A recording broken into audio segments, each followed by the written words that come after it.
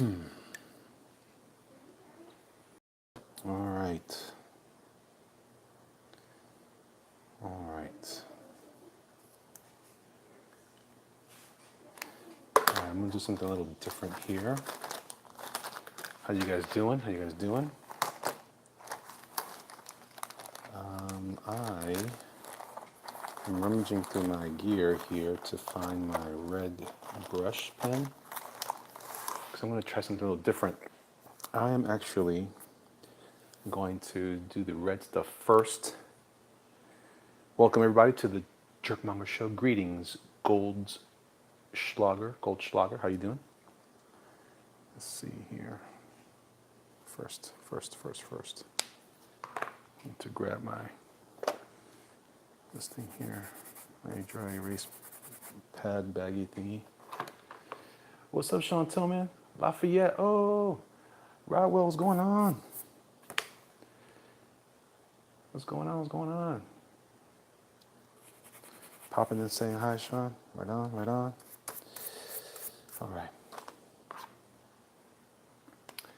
All right, so I'm doing something a little different. I'm gonna draw in red my stuff first so I don't make the mistake of painting these in black or drawing them, being tempted to do that. I'm gonna try not to do that for this. I have a very specific goal here. It's a black and red, but it's gonna be kind of, it's a little different from the typical thing with the shapes. I'm creating a composition with the figure and the background elements. So can you guys hear me okay? Hope your Friday evening is going well. It's going good, man. It's going good.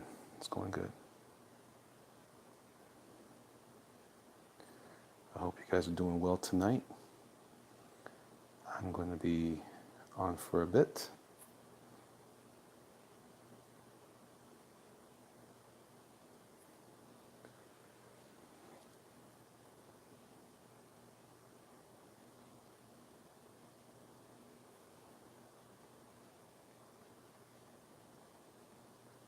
I might have to replace this red cartridge soon. The reservoir. No, don't quit on me, buddy. I'm having a hard time with my computer over here. You know what? I have to plug in. Hold on. Give me a second, guys. I gotta plug in my Cintiq for a moment. Be still for a moment. Where's my stuff at? Oh, gee whiz. Okay, here we go. Plug, please.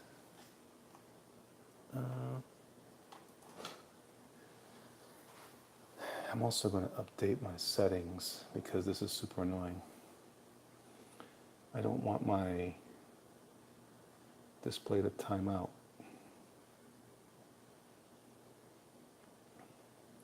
Scan layout, blah, blah, blah, blah. Anybody know how to do that exactly? I'm trying to figure out how to, I don't know how to do PC very well. I don't speak PC very well. I speak Mac better. Okay, here we go. This must be it. Lock screen.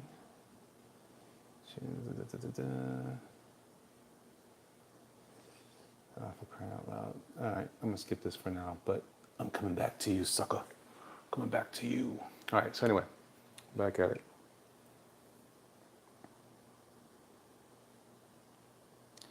All right, so I'm kind of just filling in, painting in, if you will, my zombie figures for this is a commission for Daryl Dixon of Walking Dead fame, and we'll see how well I can pull this off or not.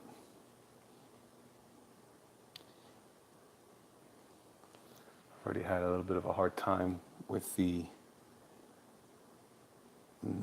his crossbow in the penciling stage. I waited for I'm gonna have to do this for Rick Grimes as well, but I think I can handle Rick Grimes a little bit better. Lord knows I'll be able to just grab an image or reference for the pistol. That's the main thing. It's just a pistol, though. This crossbow thing is very complicated to me. And then I tried to find some other version of it, and I was, let's just say I was frustrated. Let's see. Screen timeout, there it is. Timeout settings. Turn off after. Gee whiz. Never. When it's plugged in, never. Sucker. All right. Did I get any questions here? Oh, there you go. Do I watch Walking Dead? I haven't watched Walking Dead in a long time, man. Xeon Noah, what's going on, brother? How you doing? I was watching it for a good 3-4 seasons, and then I kind of gave up on it. You know, I don't know if I've ever shared this. As much as I enjoy drawing monsters, I did this drawing over here. Let me share with you guys. As much as I enjoy drawing these monsters, check out this guy. Check out that guy. Freaky, freaky. It's like something from Return of the Living Dead. Turn a curve from a breakdown. Oh no. No. No breaking down. No breaking down. We got to move forward. Only forward. Zombie stories tend to be they're very nihilistic. And I find myself, while fascinated by the concept of zombie, they're almost too dark for me, like too dark of a theme. And I don't like meditating on those ideas where there's like nightmare scenarios where you can't escape from anything. There's like no hope. Like the only thing I can keep saying is, man, I wouldn't want to live in a world at all like that. At all. So.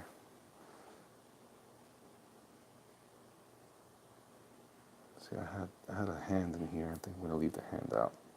Haha, get it, a hand out, get it? Okay.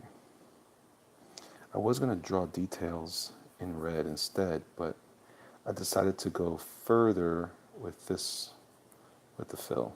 Let's fill in the background. Maybe I'll do black on the outside, but I don't think so. I think I'm going to leave it like this.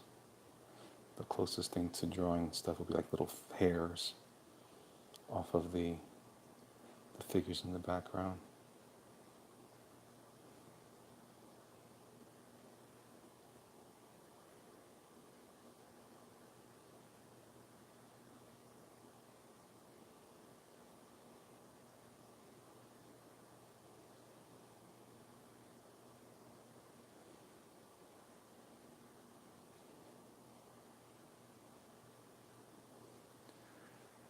Sure, this is.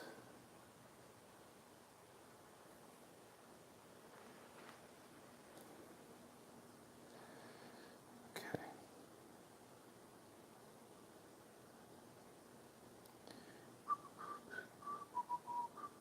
I still am enjoying Spider-Man into the Spider-Verse. I saw it again. Well, most of it a couple nights ago. And I love that movie. I am in love with that movie. What did you watch for entertainment? What did I watch for entertainment? Well, what do you watch for entertainment? So I like a lot of ghost stories. I like horror. I don't like, that's weird. I like supernatural horror. So that's what I enjoy for entertainment. Otherwise,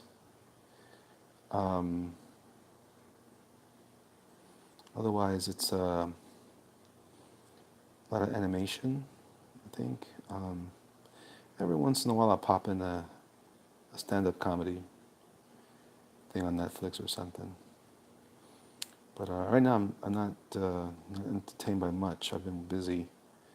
The holidays got me busy and trying to get my commissions wrapped up, and also preparing and developing, what's his name? Comic Boy Otomo. And believe it or not, so you guys wouldn't suspect this, but I'm still working on ideas for for Soul Diver. So still trying to decide how I'm going to handle that as I move forward. So there's some good stuff happening. There's some good things.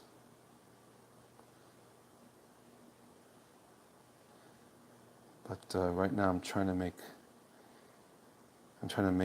the mortgage here, if you will.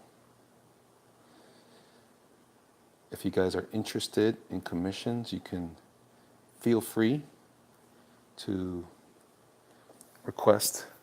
I'm going to have links in the description later, but it's basically go to thelabcomics@gmail.com, and I am taking commissions right now, like this one that you see here. And yeah, man, I'm sorry I'm talking so monotone. I'm just kind of zoning on this piece, and I want to make sure that I don't mess this part up, because this part can make or break the whole piece. Get that guy a little droopy eye there. Is this a commission? Yes, it is. It is a commission. Yep.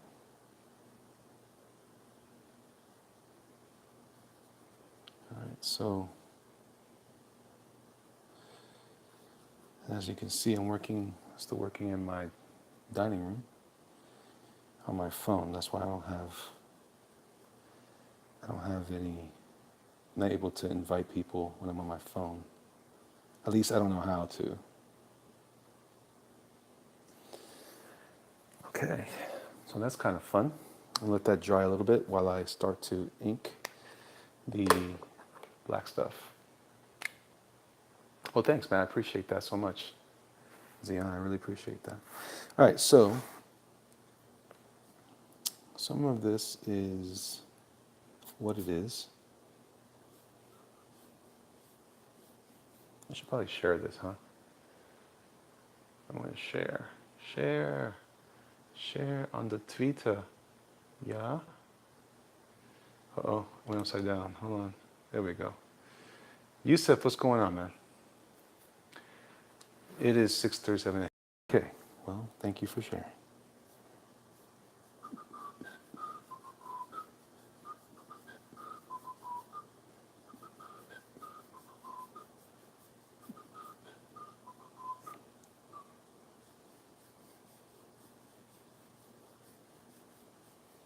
I'm debating whether that was a good idea now that I've done it.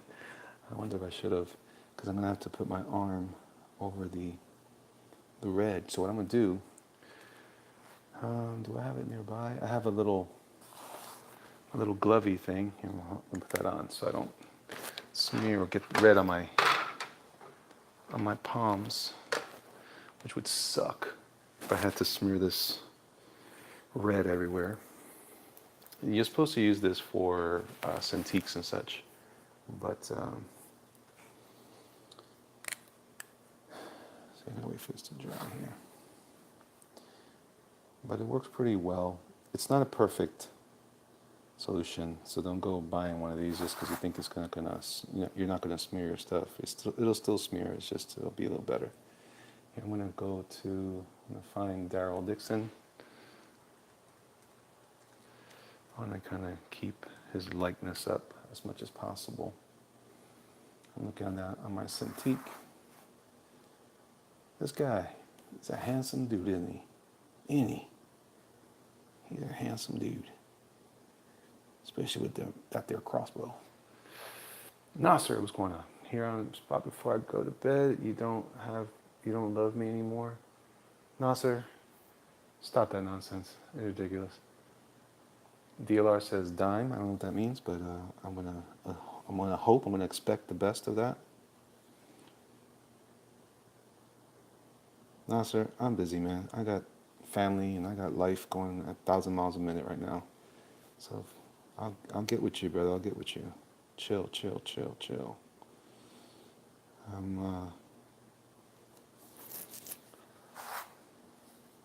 You guys spend way too much time on the chitter chatter. Can't keep up with you guys.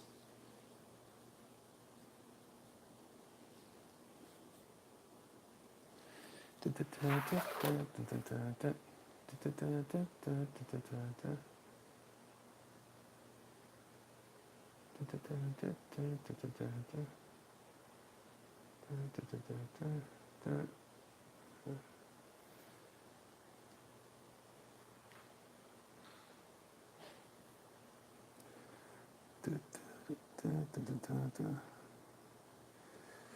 right, so I'm kind of going into that.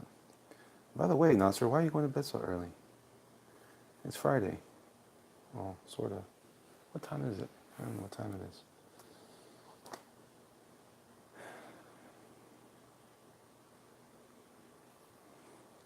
After I do this, I got to do a Rick Grimes. So I don't know if I'm going to do that live or not. I might just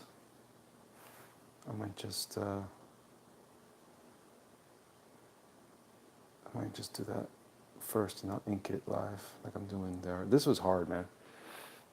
4-hour shift tomorrow morning. I think it's pointless to work 9 to 1, but whatever. Oh man, that sucks. Oof, I hate those. I hate those days. I remember I used to do that in the old job. I used to have to work on Saturdays sometimes and do pull a certain shift to approve graphics and stuff. It was lame. All right. So I'm kind of just moving in, doing the hair, hey, jamming on the hair, making him look like he doesn't use Nair. Yeah, I just wrote that. It just happened for you guys.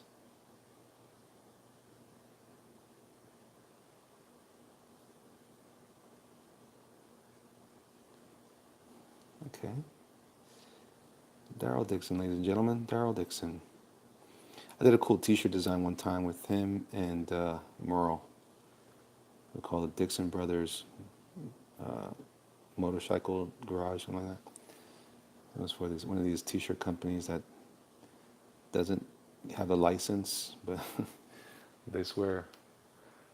Let's see. Sierra Whiskey, what's going on, man? You ain't got no job and you ain't got nothing to do. Yeah, what's going on, Sierra? Let's see. You said I have 3 exams, 4 more to go. Finish in 18th January. Nice. Good job. Good job, Yusuf. Good job. Let's see here. I think it's an okay likeness of him. It's an okay likeness.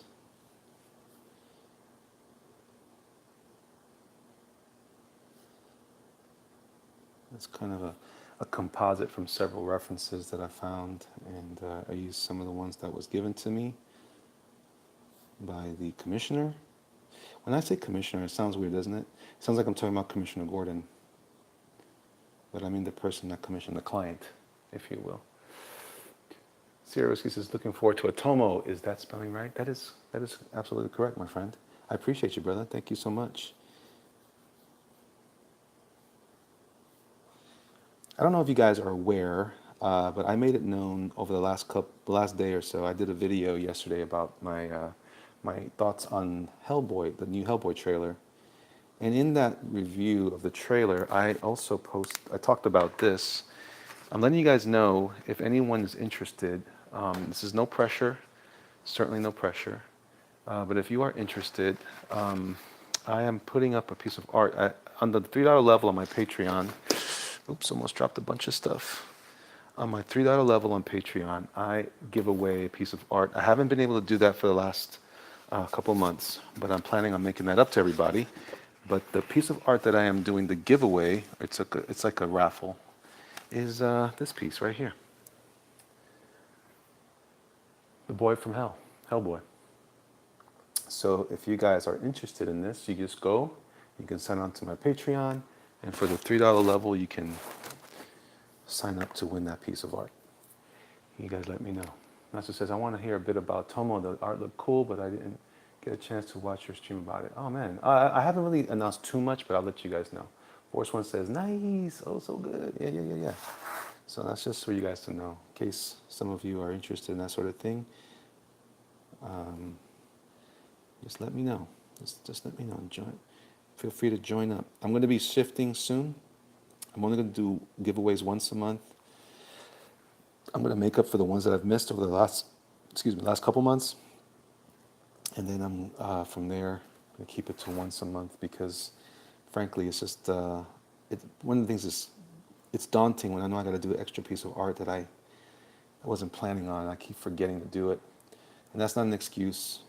It's still, it may be a reason, but it's not an excuse. And so I need to get back on track with that and do what's right by my patrons. Hopefully, something new will come out, and I'll be able to work on that new platform. I'm looking forward to these rumors that I keep hearing about Peterson's new thing. I don't know if there's any news that have come out from that. I'm looking forward to that, a new platform. So that's exciting. And I'm also hoping down the road to extend. I'm probably going to do these live things. I'm going to try to do more of the single videos. And then go from there. What's up, Javier? And then do these live streams on a more regular basis, but on scheduled days of the week. So maybe not as often as I usually do it, but maybe maybe twice a week or so. Just trying to get myself on a schedule. It's really important to work out a schedule. If you work from home, it can be very challenging. When I had another client and I was working more simply, I didn't have to worry so much about the amount of workload that I had because I had one particular client that took care of some of that. But I lost that client earlier this year or a couple months ago, actually last month.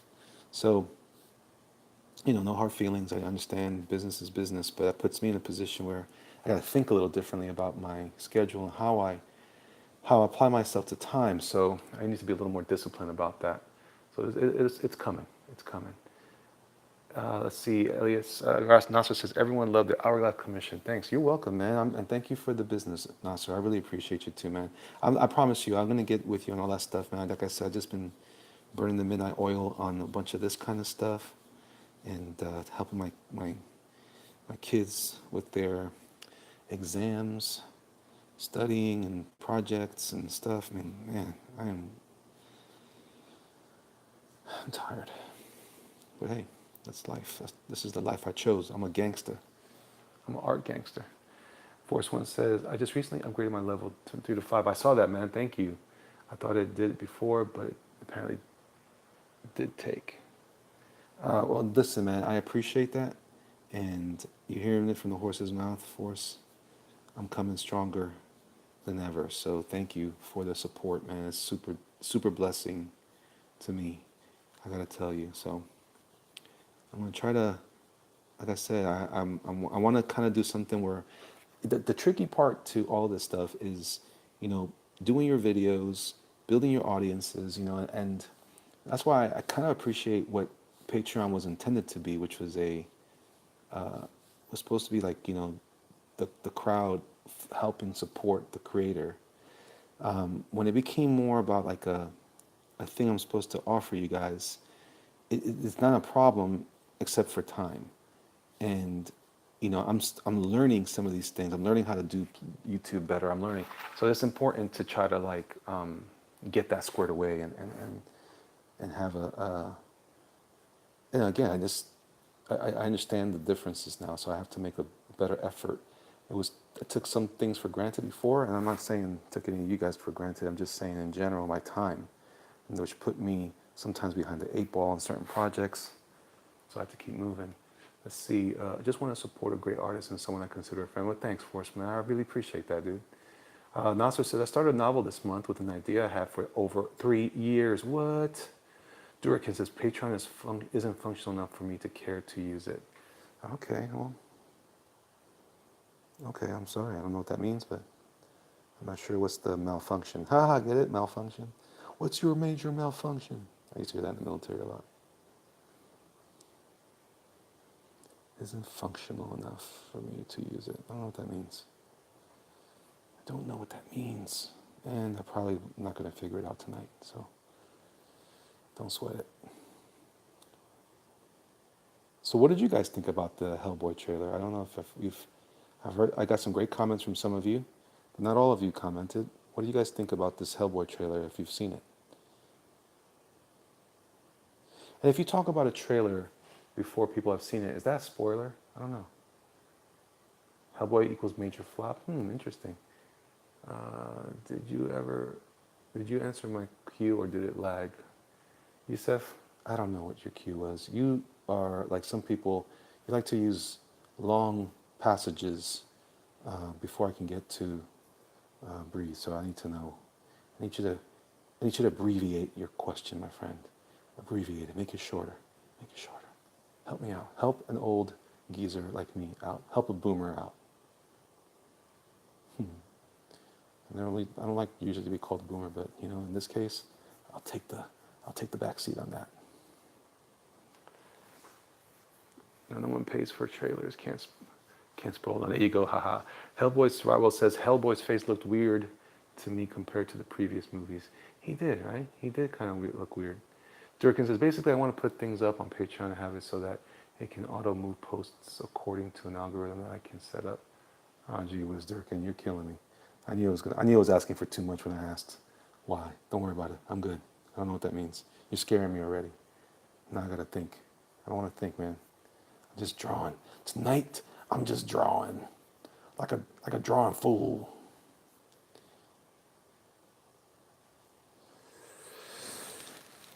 Oh man. I had a disagreement with my son tonight. He's getting at the age where he's got all kinds of, it's him against the world now, and man, it's funny how every generation goes to this situation where they think nobody understands me, I'm so unique, whatever. Likeness technique, please. Likeness techniques.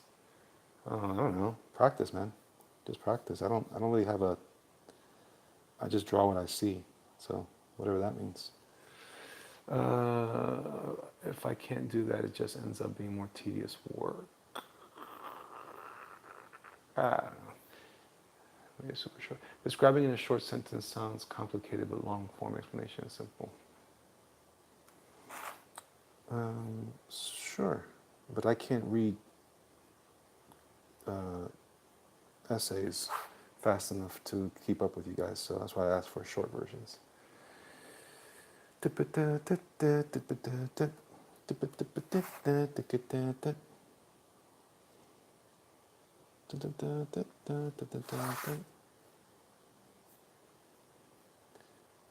like my boy Sketchy.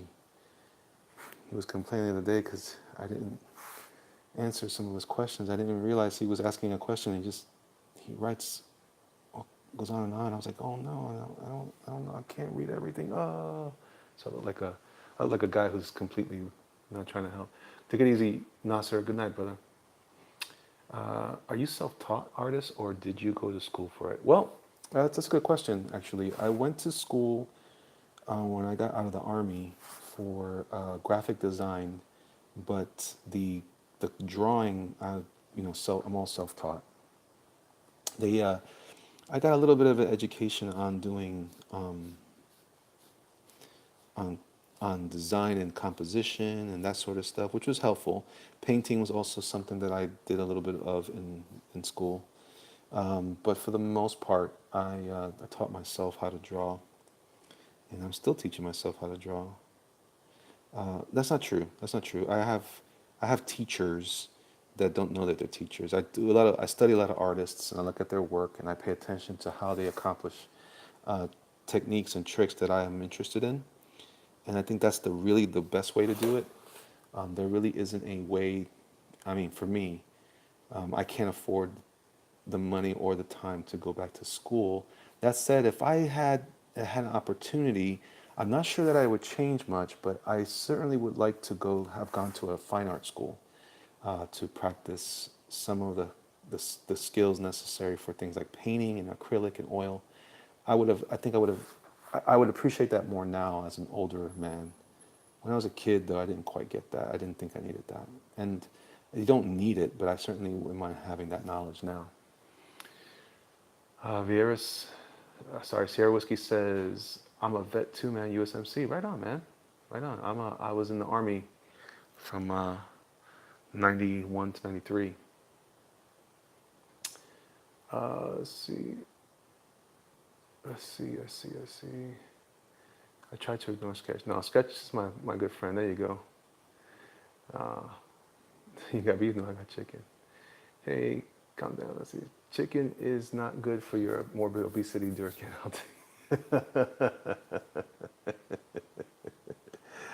Y'all so foolish. Y'all so foolish. What's going on, Sketch?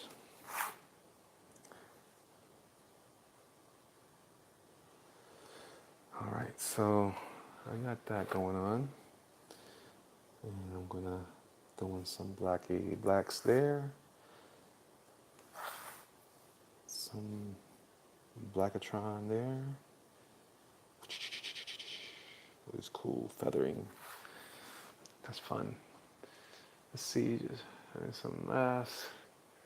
Oh yeah, how you doing? Uh-oh. College just puts you in contact with mentors to help you in areas, but you're still largely self-taught in those areas. That's probably true. A lot of those guys that I learned from in life were people that did go to art school, and so I learned a lot from them. But what I like about school, one of the things I liked about school at all, because I really feel like I didn't get a lot out of the art school experience in the way of learning, but I got, well, I mean, rearrange that. Not that I didn't learn. I'm saying the best thing that came out of school was the discipline. Not that I have much of it, but the practice of trying to keep schedules and having deadlines and that sort of thing, that was really helpful to me. And I think that also the contact time in college, if I had been able to go to school for a long while to study fine art, I would have spent a lot more time working on those things that would help me. So, you know, that was something that I definitely would, as an older man now, looking back at the opportunities that I could have had. You know, I had the GI Bill, I didn't use it all. I just lost out on some things. You know, even if I had taken a correspondence course or something, it would have been helpful. Also, business. I would have liked to have gone to school for business. Although there's plenty of books to read. The downside to teaching yourself that sort of stuff is that it can be complicated, and you find yourself, you can find yourself studying the wrong thing. So having someone to talk to and share the concerns, and then getting that information squared away would have been nice. But life is such. You kind of have to deal with it, and you grow from those experiences, and you try to apply whatever you have learned to whatever you're trying to do, and you kind of move forward. It still would have been nice to have had a little bit of a boost there, though. Again, on the other hand, knowing myself, though, and knowing my own challenges and paying attention, I probably wouldn't have done as well anyway. So there you go. There's my life in a nutshell. Let's see. The chicken is always best to get hormone-free chicken. Okay. Kung Lee leaves room, rough sketch under his inks. Coloring it bothers me a bit, but it's okay. Okay. See, Javier says, I prefer this type of drawing over digital. Digital seems to lose something. I like seeing the rough sketch under the inking. Yeah. I mean, I've been erasing more lately. I've been doing that more.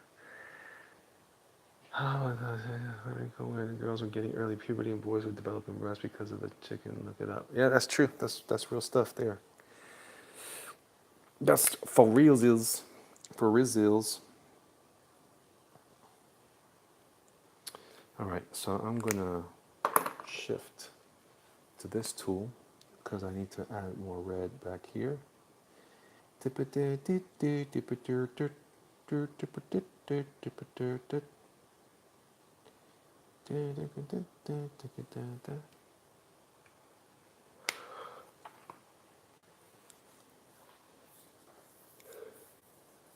Okay, I might have to grab my pen, my Penzo, my Paisan pen. Where is it?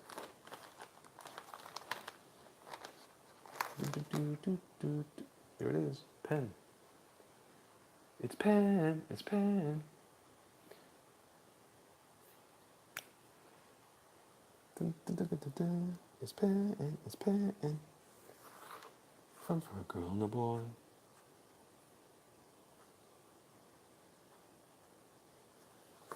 Do, do, do, do, do, do, do, do.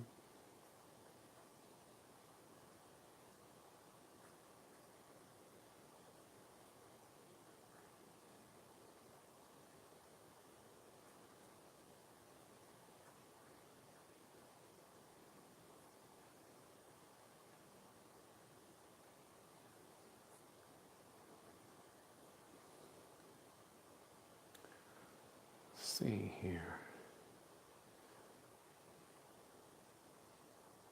So like this, maybe.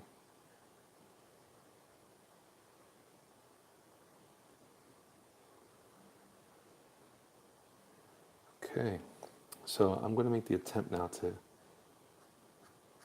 ink this facsimile version of this crossbow. I'm going to tell you it was hard to figure out. I've never drawn a crossbow before, so I'm not sure that I've done the best job of it here, but I'm positive that I've done my best to figure it out. Oh gosh, Sketch, you're doing it again. I can't read your long diatribes, man. Help me out. Condense, condense, condense, and use commas.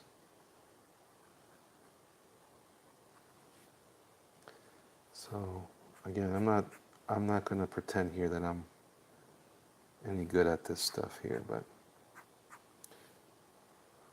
I hate, I hate, I hate Peter Pan.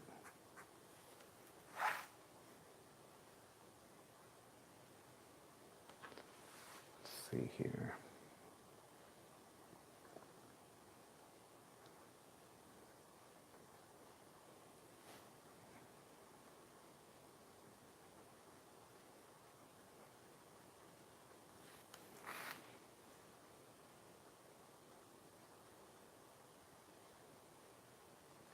Yeah, I don't do good with when kids feel sorry for themselves, especially when they're privileged. I don't understand that. We live in a world where the majority of the world makes less than $10 a day. And these kids are like, I don't understand why you you hate me because I'm young. So shut up. All right, that looks like it's going okay.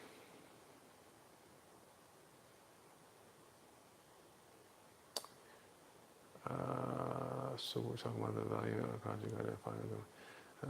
Egypt, I don't have Chick-fil-A. I don't eat fast food. That's funny. The Middle East. All right, so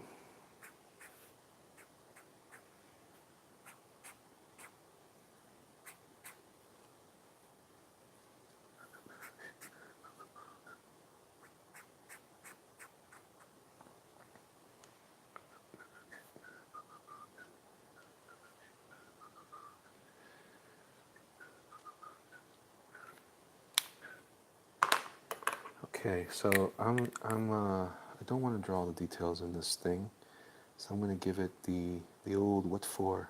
Actually, this is cool. This is just I'm just drawing the side of the thing, which it doesn't. I don't think it's necessary to draw that stuff. I know it might sound like a cop out, but the reality is you're not paying attention to this thing that way. You're not going, oh my gosh, look at how. I mean, you could. I don't care. I don't care about that. So you might be impressed at the detail or not, but I don't benefit from the detail. So I'm going to, not for this sort of level of commission, so this is going to work for what I need it for.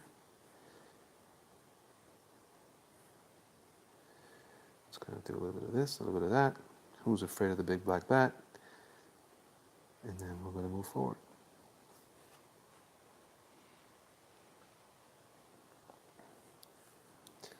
And then I'm going to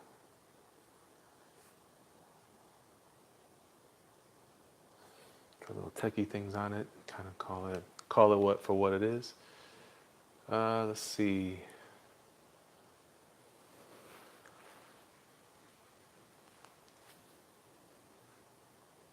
Okay. I'll switch back to my pen because I prefer drawing mechanical things with my pen. And then I also will put a little energy into drawing these lines, these cables that do the work for the crossbow itself. And I'm going to start here. Again, it's not perfect, but as long as it looks good. Maybe it won't look good. Maybe I'm deceiving myself. That's very possible, actually. Xeon's back, right on. It looks epic. Good, man. I'm glad. Whew. I need that encouragement for show. Oh, show. Let me see if I have one of my pens in here.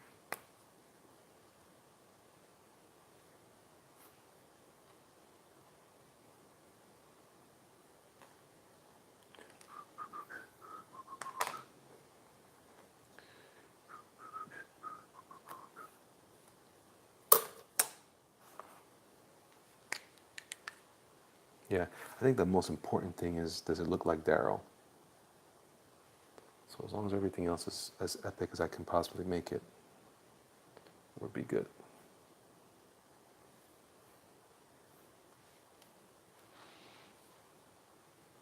Right on, the red zombie silhouettes are your choice. Very cool.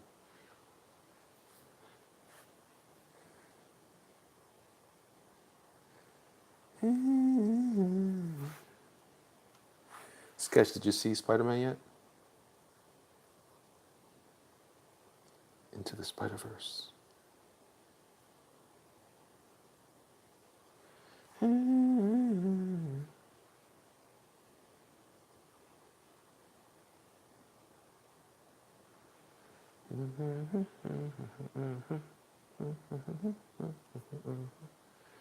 No, I haven't seen it, but everyone I respect says it's a good movie. Yeah, man, it is great.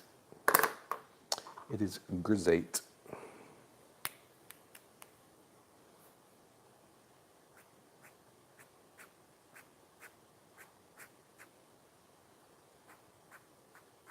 I don't know if you'll like it though. To be honest, Sketch, I'm not really sure what kind of comics you like. I know we've talked some, but what is your favorite kind of comic? I don't think I know that. I know you like. I think you like fantasy, right, or horror. Like harsh critics, they all say it's good. Yeah. That's right, Xeon. Check it out. One of the things I'm trying to get better at is not rendering everything equally. If realistically it would be same level detail. They drop in Egypt and having exams. I'm sorry, Yusuf. Um, yeah, that's an important thing, Dirk. And I think the goal. I see artists sometimes they go that route, and I must admit that I get exhausted quickly when I see art that looks like that, when it's hyper rendered. Now, that being said, some people see that as a mark of quality. I don't, but I understand. I understand why that's perceived as quality, and I celebrate that. I just think it's unnecessary. And so we put ourselves in the position of, oh, I gotta make this look like this, or I gotta make it look like that. And in the end, what did we really accomplish? So if in the reality you don't focus on all these details, like I'm looking at this picture of Daryl as I'm using this, doing this image here for reference, and I see him using the crossbow. I see that it's in epic detail. But the reality is, as the show is moving along, I don't see that in real life. So why did this stop? Why is my computer responding this way? It shouldn't be turning off at all. Excuse me. I don't know why it's doing that. I need to go back to my settings again. I thought I took care of this. Nope, not that. Personalization, lock screens, screen timeout settings. Oh wait. And screensaver settings. Screensaver.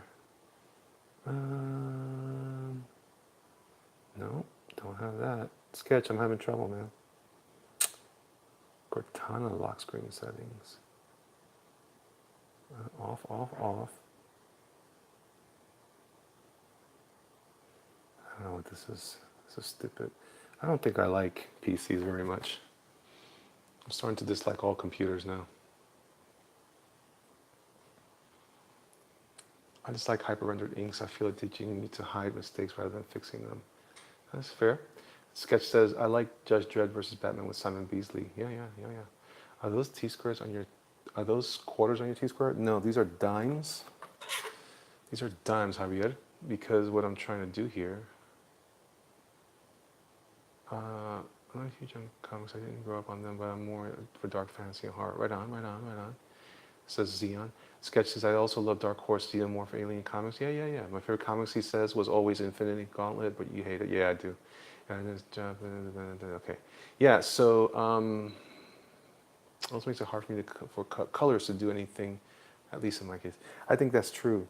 So, Javier, what this is that this T-square doesn't have a beveled edge. So when I run an ink line across the edge or along the edge, if I was using a brush or something and brush isn't a good example, but if I was using some other tool, even like the old pens, I forget what they're called, rapidograph pens. This is making direct contact with the surface, the ink could actually get sucked in through a vacuum into the under part of the ruler. So by putting the dimes, some people used to use pennies. I put dimes because they're thinner than a penny, so it gives me just enough of a beveled edge to raise this off of the paper, so that when I do this, there's a little bit of space between the ruler and the page to help avoid those sorts of challenges. So I'm not sure if that answers your question well, but that is my response.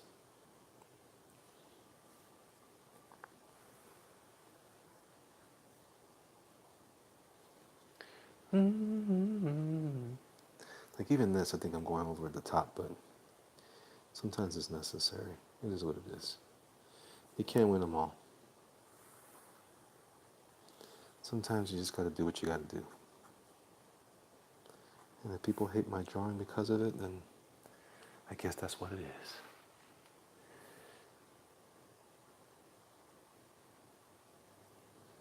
All right, so that's cool enough.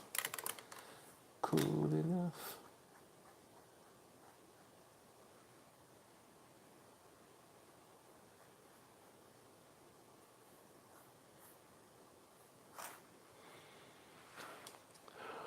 Okay, 1 second. Let me search him.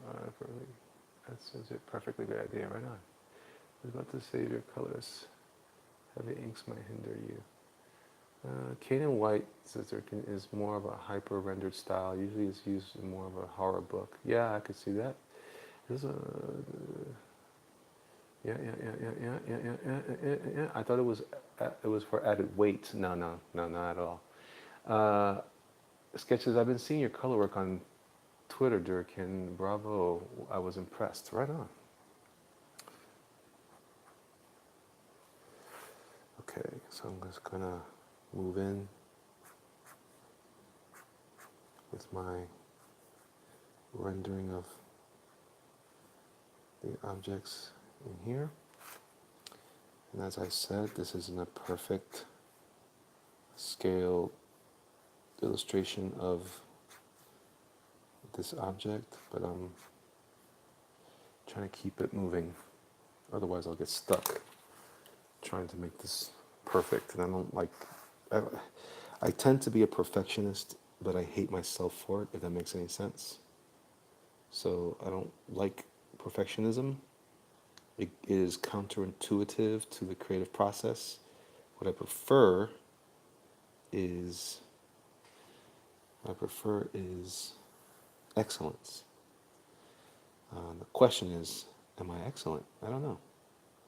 I don't know that I'm excellent, but I try the best I can. All right, that'll work for there. I might have to beef up this line now because I think I should have kept it a little thinner, but it's really all too late.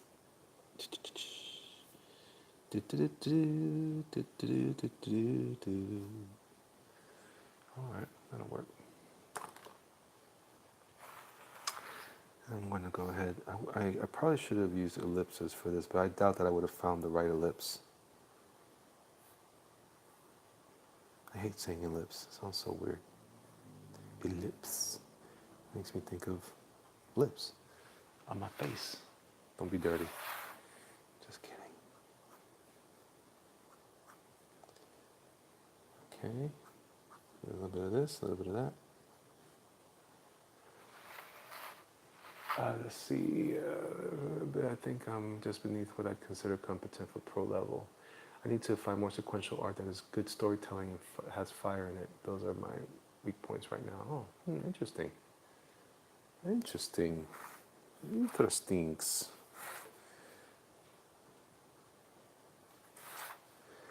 Durican, I need you to send me a link to some of your samples. I don't know if you've done that yet. I'd like to see that. I think we've talked about this before, but I'm in a different place right now. I'd like to see that. Okay, so this is not even how I prefer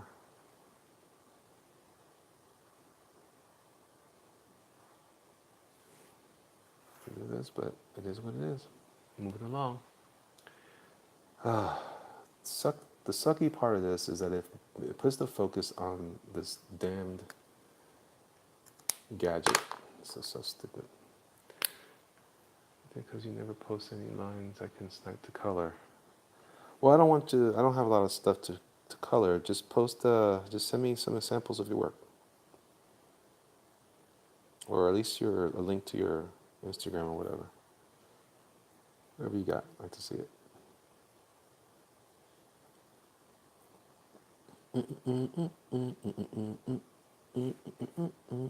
How do you feel about color theory, Durican?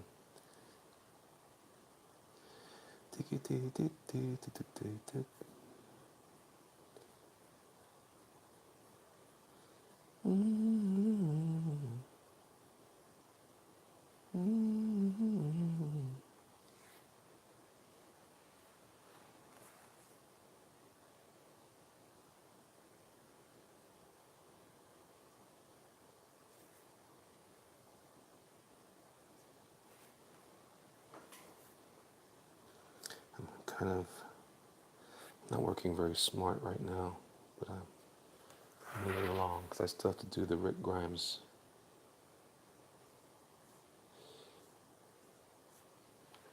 Did you answer my question? Hated the class for color theory, largely ignored it, but it's becoming more useful now that I'm using it. Right on, good. Twitter compresses the image too much, I think. What's that? Huh? What? Huh? Everyone knows I'm brutally honest. I don't just say these things, I mean them. I want to see you do sequential too. So do you think? So,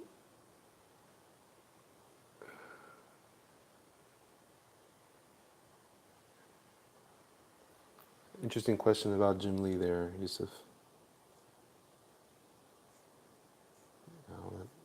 I'll let the person you addressed the question to answer that. Okay, so I'm going to do this.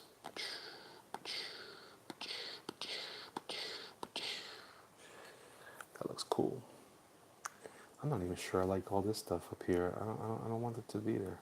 I really don't. I really don't. I really don't.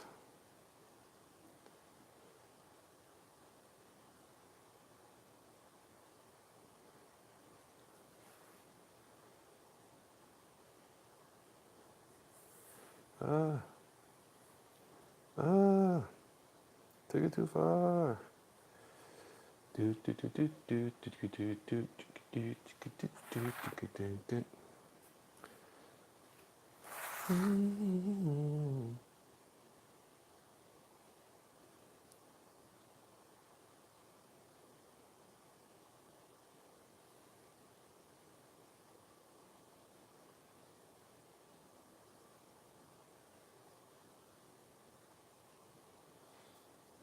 What you can accuse me of is not trying. Collected all sorts of references for this thing, did the best I could. That's what you're getting from me right here. The best I could do. I believe I could fly. Let's see.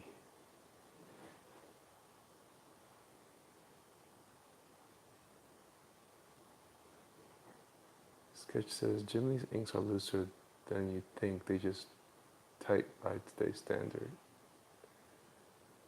He doesn't really ink his stuff. It's really the other dude. And to be honest, I don't care for it. Hyper-rendered, Chauncey Blake says, hyper-rendered styles that get a lot of flack, but when it's done real well, it's just as compelling as a less rendered style. Yeah, sometimes. Raul says, what's the name of the city where Atomo lives? I haven't established that. It's not a real place. I had a name. I had a thought for it once, but the story used to be different. It used to have a different title, and and there's still another story in there that I think I'm going to end up having to, now that I've allowed Atomo to be this version of him, I have to revamp that other story, which is still a good story, but it's a one-time fairy tale type story. So I have to work on that some more.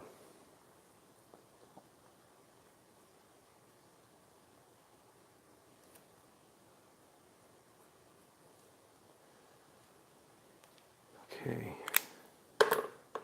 back to my pen. We start throwing down some lines that I can use as boundaries.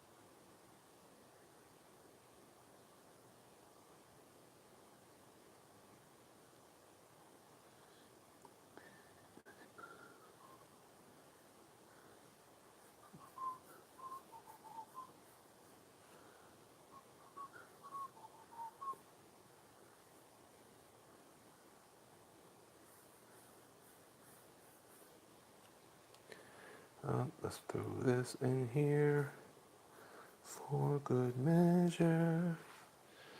What's the name of this? Okay, I have to leave. Go to sleep, Yusef, or go to school, whatever you do, brother. Have a great day. Is Atomo still going to live in a domed telescope? Still working on that too, because that was an earlier concept, and I love the idea, but I don't know that I am married to that still. It depends. Depends on how the story gets put together. Okay, let's see here. I sent you a tweet with 4 of my recent colors, but just look at my media on Twitter, and it's all colors I've done over the last 2 or so months. Very good. I'll take a look at it, man. I'll keep an eye out for it. I haven't really been checking on my messages on Twitter lately, but I will look for it now. I'll look for that in particular.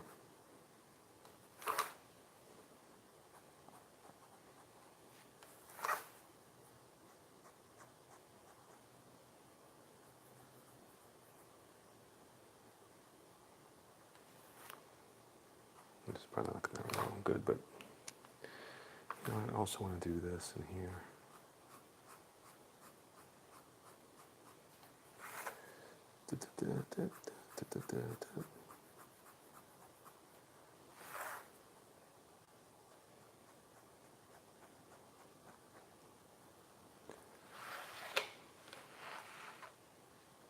See how everything's just focused now on the... I just feel like it's all fine and all, but just feel like we're just playing a game here.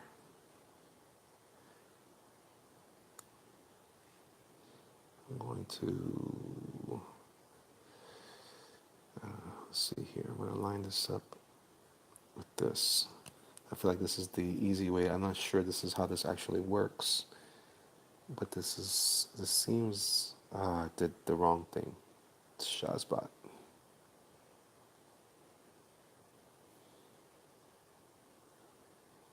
Ah, it moved. It wasn't supposed to move. I did it again. Dumas. I'm such a Dumas. Okay. Let's see here. Basically, I give him a shot to see what this works. If it doesn't, it should have something so. Okay, well.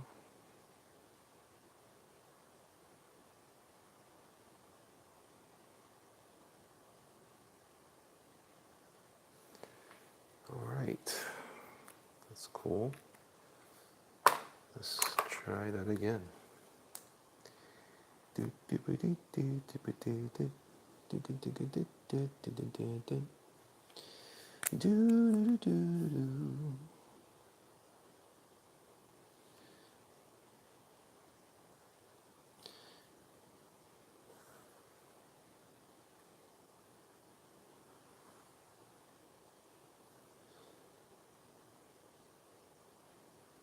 Dropping this down. I have a special tool for this sort of thing, and I keep neglecting to use it. Okay. I didn't know we were drawing Doug Taniqua. Ha ha ha ha. That's funny. He's not dirty enough. What's going on, Mike? Let's see. Let's see.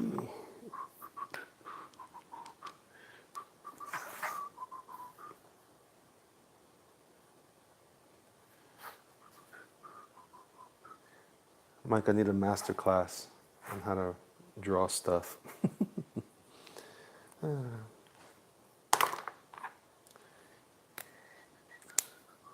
Let's see.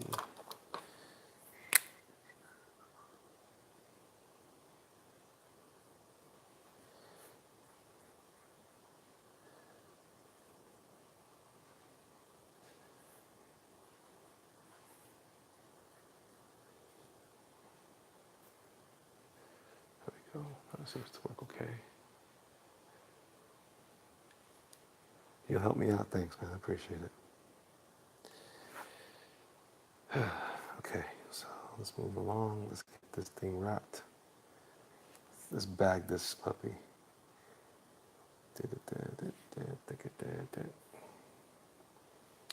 Okay. All right.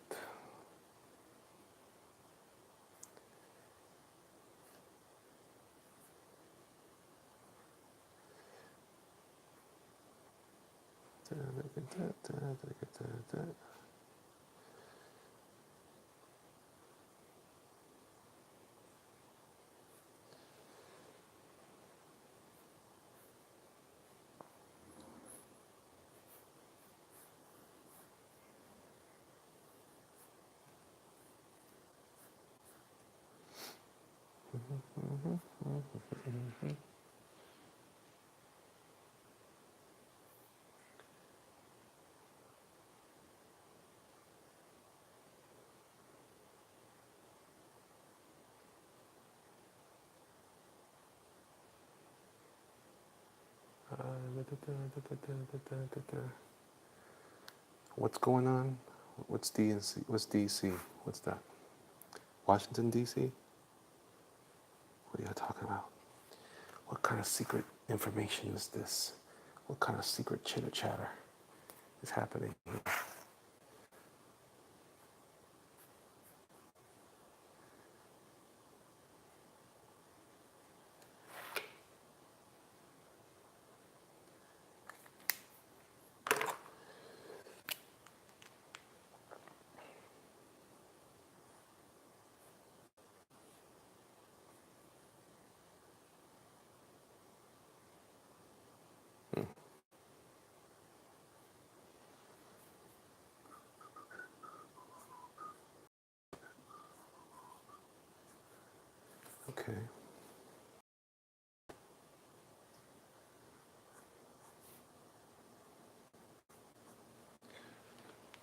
Alrighty, alrighty.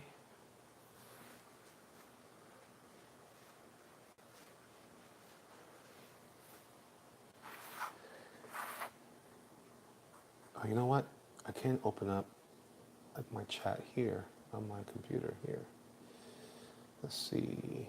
Let me go to the YouTubes. To the YouTubes, no? Be going to the YouTubes. I'm going to find the how you put a.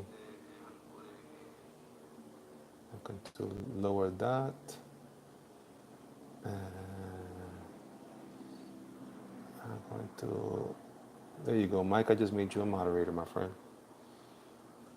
Maybe you weren't wanting to be, but how often do you warm up or cool down sketches, if at all? I do a lot of, I do a lot of that actually. I do a lot of that. A lot of times it's at night, where and lately I've been doing it on other stuff, the stuff that you wouldn't think I'd do it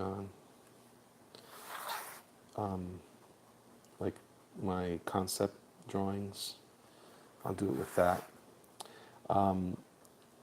When I warm up, though, I guess I do warm ups. Sometimes I gotta be careful though with warm ups because I'll get carried away with my warm up, and I won't get any other work done.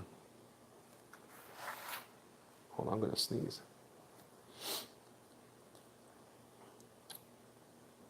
Turn my volume up. I might just be talking a little, Mike, because I'm on my phone. I'm on the phone. No, yeah, I'm on the phone, man. I don't know how to do that. Because what's going on the computer is different than what I'm doing on El Fono. El Fono, no? No, it's good? It's good?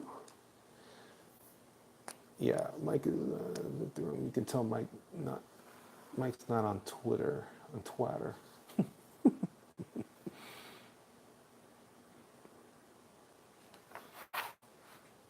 Okay. Alrighty, alrighty. Also, I think I'm trying to keep my voice low because my family's asleep. But you know what? They're on vacation now because of the holiday break. And so, Christmas time is here. Time for joy and cheer. Scrims and scrams are friends and friends. Your favorite time of year. Sleigh bells in the air. Music everywhere. Music by the fireside. I'm just making stuff up there. I'm gonna go ahead and throw in the what I think is that part there, and I'm gonna draw this hand, and I'm moving along, moving along, moving along, breaking the law, breaking the law.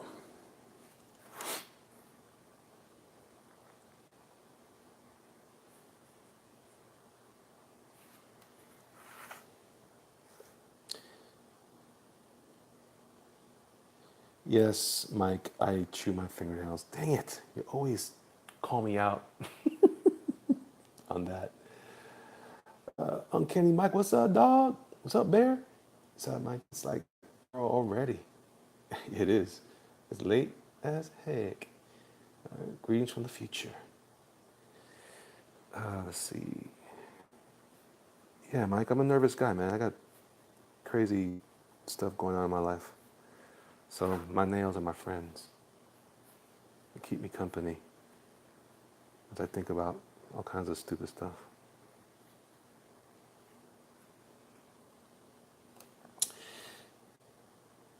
Chauncey says, volume sounds fine to me. Thank you, Chauncey. I appreciate that. Finished my David and Goliath piece. Gotta scan it. Oh, snap. Let's see. Rival says, hello. The first time I heard that Breaking the Law song was on Beavis and Butthead. Yeah, man, me too. Nails are friends, not food. Hey, man, in the apocalypse, anything's food. And sometimes I find myself in an art apocalypse. Or I should say, business apocalypse.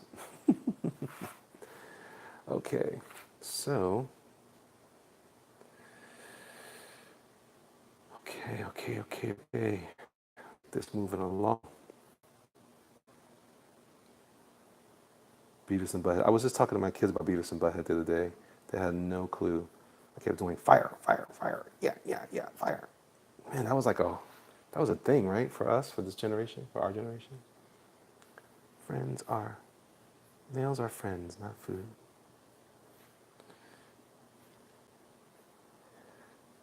Sounds like a, like a public service announcement.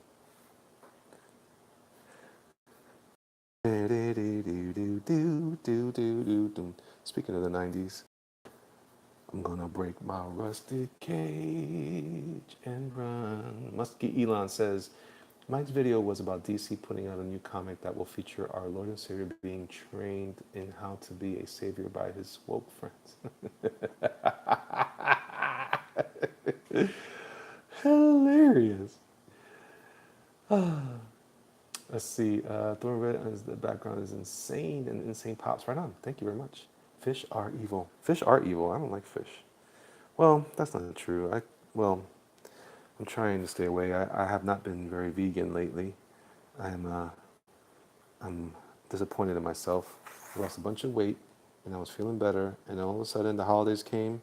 I thought, hey man, I'll just have a little bit. It's okay. It's Christmas. And look what happened. I'm feeling garbage now. I can't go back. I can't. I refuse. I refuse. Okay. So this is actually working out pretty well. Not quite, you know, it doesn't have to be perfecto, but it's very good. I like it. I like it very much. I like it good. I like it very nude. Rusty Cage. That's right. Jalapeno chorizo. Lucille has the prettiest nails. Negan, Walking Dead. Walking Dead is garbage tier. Well, maybe, but this commission is not. I got paid, brother. I gotta take care of my customers. Why are you trying to insult my customers, Mike? Why are you trying to insult my customers?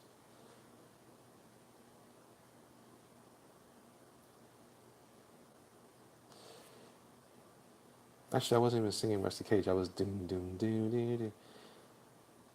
I'm feeling Minnesota.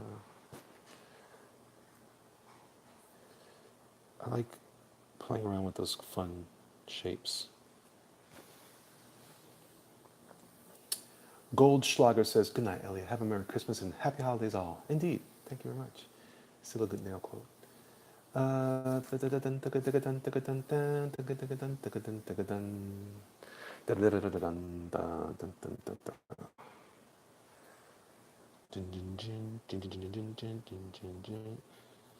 miss Soundgarden.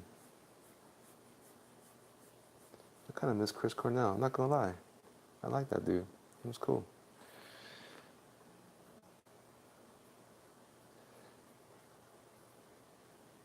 Did he pass away this year? No, it was last year, right? Yeah, I think it was. I think they did a. I'm wrong. I'm not sure. No, I'm not sure now. See what's happening.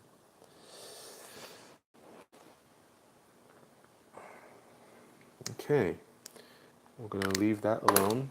I'm gonna erase the difference of all this other stuff. Let's see.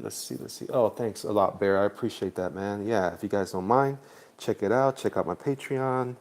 Check out my wares at bigbridgedesigns.com. Things are happening.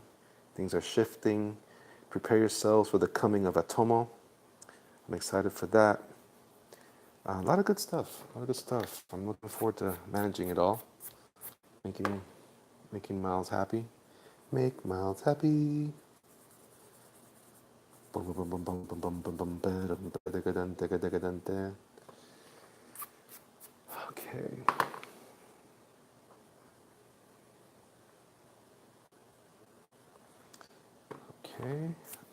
Okay. I probably should do the arms, but I'm afraid some of this ink is not quite dry yet. Sometimes I fall for the trap, like I was about to right there.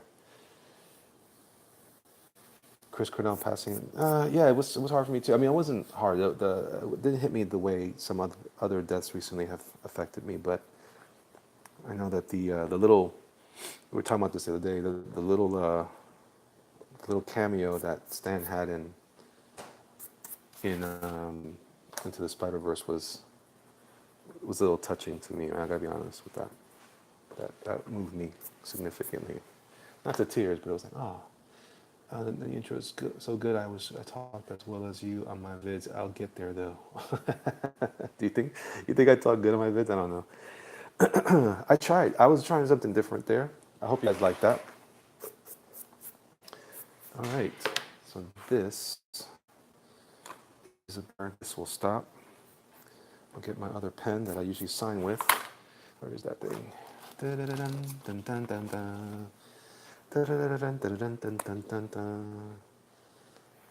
Let's see, I'm gonna sign right here.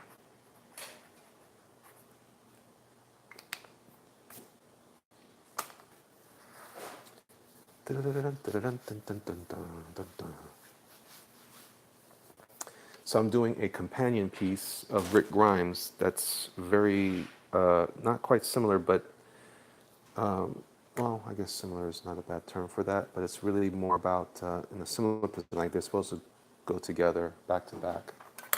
So, let's see, Sketch says, I'm guessing if you take my commission, it will be in January at all, huh?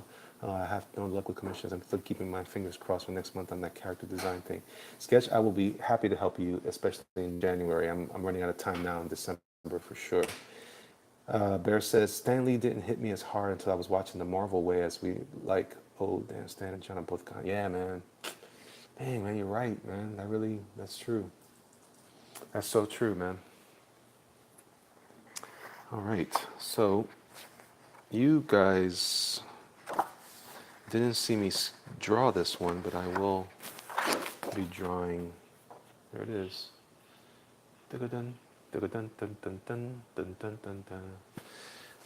Don't forget, guys, if you join my Patreon at the $3 level, that will enter you this month into a drawing, no pun intended, to win this piece of art here of my man, the Boy of Hells. So you let me know all about that, and I'll be happy to.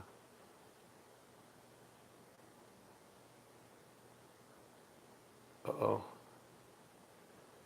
What have I done? What have I done? I missed a bunch of chat. Oh, man. Oh, my gosh. I missed a lot of chat here. Holy smokes. You know what? On my phone, it was different. Let me check what's going on here. Let me go back a little bit, guys. I'm sorry. I missed some of your comments.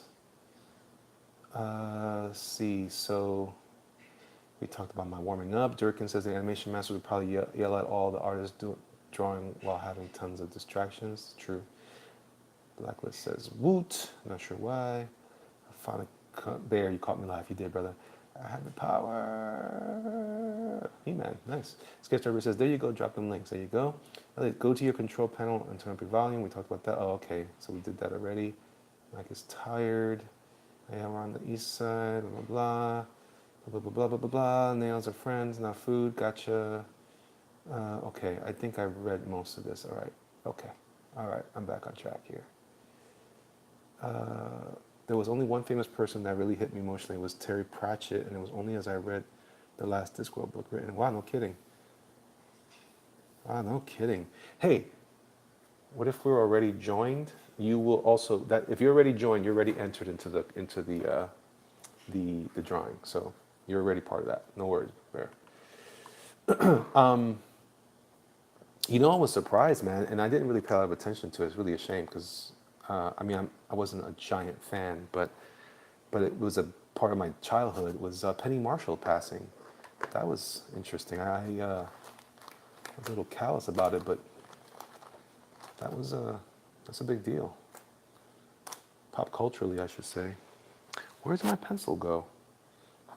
Did I lose my pencil? How do I do that? Like it's literally right in front of my face, and it disappears. This is ridiculous. I feel like one who should be ridiculed. What happened to my pencil? Gee whiz, did I drop it or something? Do you guys see what I did with it? That's there. Oh, by the way, guys, check this out. I found this at a used bookstore. Tell me what you think about this. Mike should probably have something to say about this. Thanks, Mike. Let's see. Yes, Laverne passing broke my heart. Yeah, man. Mike and his guest was saying that going live was like being in a bullpen or studio again. It's all. Yeah, it is true. That is how it's like. Um, I had to call my big sis on Penny Marshall. She was bummed. Yeah, man. Yeah, Penny was part of some of the biggest cultural icons, and other got more credit because she usually was the producer on the works. That's true. That's very true. So check this out. This is a really cool thing. I don't know if you guys are fans at all of Bruce Timm, but there was an episode in the Justice League cartoon where he did an homage. It was in the episode. This would be probably Justice League Unlimited. I think it was in the earlier part of the season. And Shamil, Shamazel, Hazel, Hazel Pfeffer.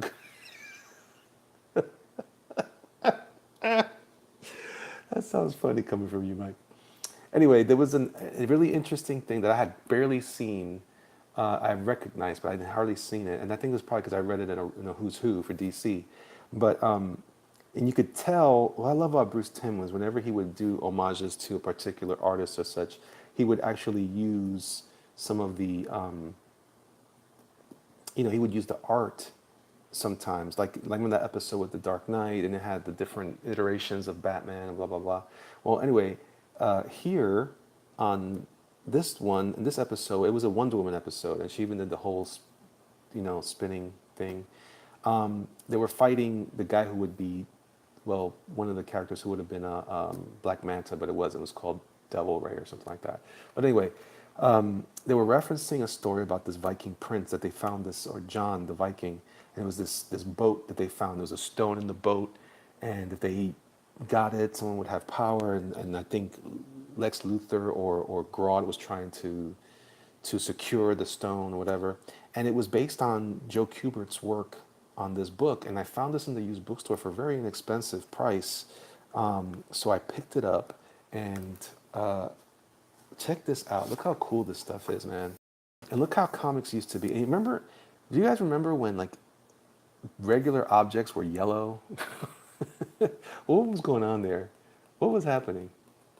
Milk and Pepsi, Javier. That's true. That's true. I used to do that in Puerto Rico. But look at this. Remember when people were blue? When it was okay to be blue? That was fun. That was a fun time. But yeah, if you guys can get your hands on this doesn't really, the art is decent here, but you could see Kubert starting to like really do his thing here, and as it goes along. And there was some great, I was going to say episodes, but issues. These are mostly reprinted from Brave and the Bold, and early issues of Brave and the Bold. In fact, these were the earliest Brave and the Bold. This first, look at that. Look how gorgeous that is. I want to do my comics like that with the dots. I love that. I love that. Look at this. I kind of wish they would have just produced it in the original form instead of recoloring it, because this is gorgeous to me. I love to have some art on my wall like that, But as you can see, the very first story here was from the Brave and the Bold #1, so from 1955. So as you go along, you can kind of see Kubert evolve, and it's interesting. There's a lot of John Buscema crossover here with some of this art here, like this giant guy here fighting the Viking, John the Viking. It's good stuff, man. Really good stuff. And you could tell they just came from the same school of illustration. Not literally, but, very similar, approach and perspective on art. But there's an issue in particular that happens later in the book. And I have the reprint of it in the annual form. I think it's around here somewhere. And you can really appreciate Kubert's approach to the art. It was him crossing over with Sergeant Rock. Look at that. Look how crazy. That is nutso. That is nutso. Sergeant Rock and this Viking Prince guy. Look how pretty this is. What do you think about this, Mike? I don't know if you're still there or not, but I love when comics were colored like this. I don't, I still long for that time. when we didn't take ourselves so seriously. You know, it's just, that's why I like good old-fashioned color theory, and I'm, you know, depending on the color you chose would determine how things popped. You know, and that was the more of the approach, or at least the goal. Anyway, very, very cool stuff. And even this is nice, you know. It looks almost like it's been watercolored too. You can see that's probably how they colored it in the first place. Although I see some interesting stuff down here, so probably not. But anyway, give that a look, guys. It's layered. Carlos Pacheco steals from that stuff, and Buscema. Yeah. I haven't seen, what does Pacheco's work look like anymore? Does it look good? I don't recall anymore. The only thing I have of Pacheco now is I still didn't find my pencil. Is he have the other pencil with the black lead, the graphite lead? I don't want that one. What did I do with my pencil? Oh, there it is.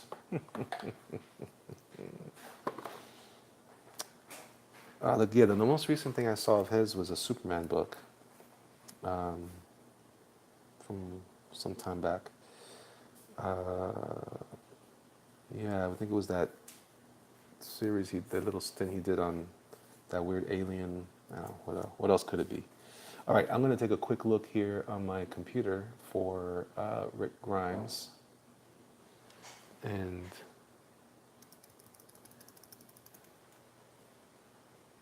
more when Jesus Marino inks some. Yeah. Good stuff for sure. Jesus Marino is really good. Where are they from? Are they Brazilian also? I get the impression that they are. It's growing. Hit that sub and that bell to keep on knowing wherever it is that Jerkmonger is showing. Oh, thank you, Bear. I appreciate that. Spain. All right, so Rick Grimes is sporting quite the facial hair, I must say, and I like that. I like that he had the longer hair and then the beard, but now looks like he's rocking the shorter hair, because that's what you do when you fight zombies. You get a haircut, you find a barber, and you know, you go from there. Like, why wouldn't you just shave your whole face then? I don't understand. You know, I don't, why am I growing a beard? I don't know. I'm ridiculous. Let's see. Alrighty. So I'm gonna shut down some of these windows because I have too much stuff open.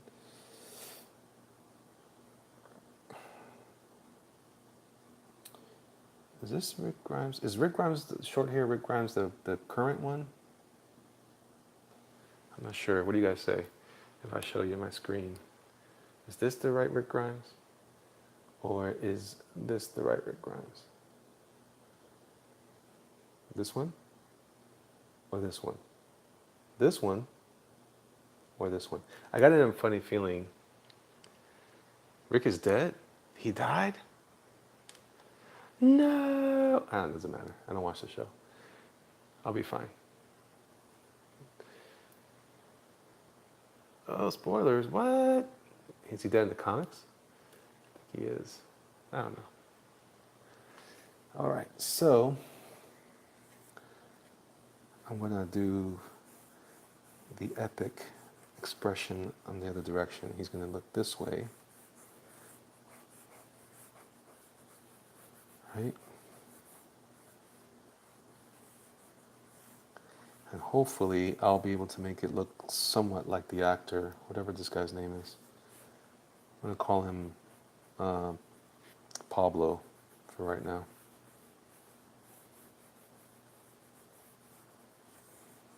He's got this short, cool hair. I used to have my hair like that. Let's see.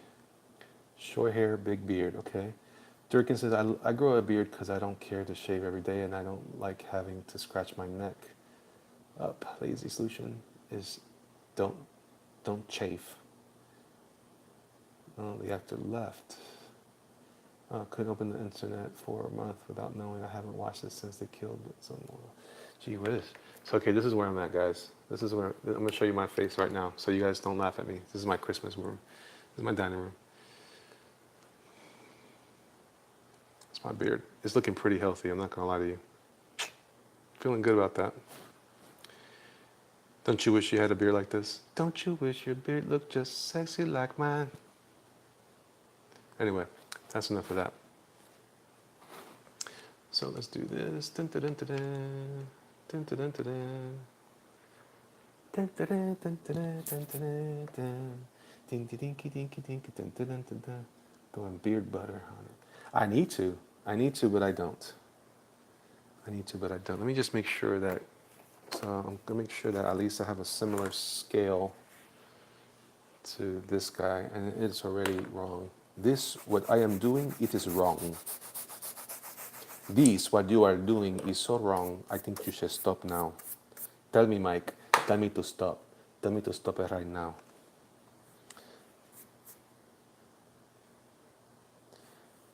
So I'm gonna. I see your drawing there, buddy. And I'll raise you one. I got yelled at when I grew it out and then shaved it off back in high school by all the girls. You had a beard in high school, dude? Jeez. You're a man's man, Durkin. You're a man's man. Ain't no man like you, brother. That's right, brother. All right, so I'm going to switch over back. Rick Grimes. Oh, Rick Grimes, why'd you die? That show's done. Now that Rick, well, sorry, spoilers. Because I've heard, possibly, that, stuff. You know what? Here's a problem with this. I'm doing it wrong. I am doing it wrong because I want there to be some symmetry, and if they're looking the same direction, they won't feel like it. So I'm gonna, because the head, the face positioning is what's gonna do it.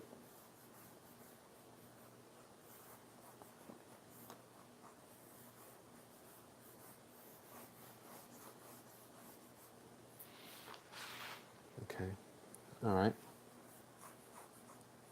He's got the ears of justice. Rick Grimes has ears of justice. How's that story been? Anybody care about that story? It took me 50 years to grow a full beard, and it came in great. Hey man, I got these weird scraggly gray hairs too. I got a little salt and pepper. Although I have that weird skunk patch down on my chin. So I feel you, my friend. I feel you. Not that I'm trying to feel you. Like, it's just weird. Don't you wish your girlfriend looked hot like me? Don't you wish your beard looked hot like mine? That's a lot of hotness right there. A lot of hotness, a lot of love. Exciting and new. Come aboard. We're expecting you. The Love Boat. Soon we'll be making another run. I'm lightly sketching in the features as I think I see them, because obviously it's gonna, I'm gonna have to play around with the likeness and make sure that I'm doing what I can to make Rick Grimes look like Rick Grimes. It's very easy when you're trying to do likeness to screw that up, and I'm the king of that, frankly. But they're doing 3 movies now too. What? Vera saw Venom last night. Right now, what you think? What you think, brother? What you think? Let's see, what's that?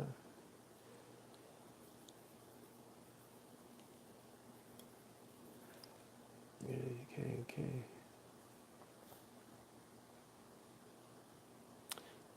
Let's see. So he says, is Antonio writing a tomo? We're writing it together, really. I'm plotting it, and he's gonna help me pull off the script. And we're collaborating on ideas for the story, but I have a specific story that I want to tell. I want it to be about something more than just rock'em sock'em stuff. So I have a more specific idea of how I want to tell the story. So I'm kind of trying to pull together notes right now so he has something to work from, and then we'll go from there. So right now I'm in the process of, I stopped doing sketches of characters because I'm not treating it like I was Soul Diver is more of like it's like an homage to those games. So there's a lot of it's just a lot of characters, you know, lot of like a lot of the guys that you guys thought, well, oh, that guy, who's that guy? It wasn't a guy at all. It was just a bunch of ideas that I was putting out there for fodder, you know. Um, the more you cut your hair, beard, the longer its max length is. Is that true? Is that true? I've been shaving my beard for a long time. Should be 12 feet now. So with Atomo, I really want there to be the narrative to be more about, you know, the narrative. It's not a narrative. It's a story about adoption and family, stuff that, you know, maybe your modern comic doesn't really take into consideration.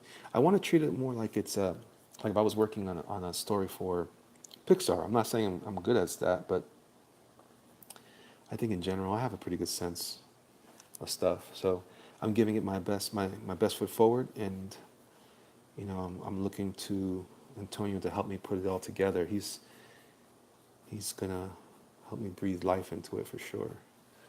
Together, we will do it and take over the universe. I like it as a popcorn movie, but it's formulaic. It starts in a lab, runs out of a lab, then car chase, then back to lab. Oh, and rocket and move. What are you talking about, brother? What are you talking about? I like it as a popcorn movie, but it's formulaic. What are we talking about, Bear?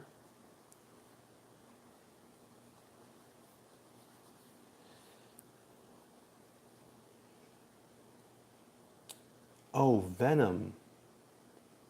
Oh, snap. I'm all over the place here. Oh, yeah, yeah. Venom was fine. Venom was fine. I know it didn't make everybody happy, but I don't care. You know, I'm getting to the point now, man, in my movie taste that, you know, I know that I'm not going to like everything at the same level that everybody else likes it. So it's all good. It's all good.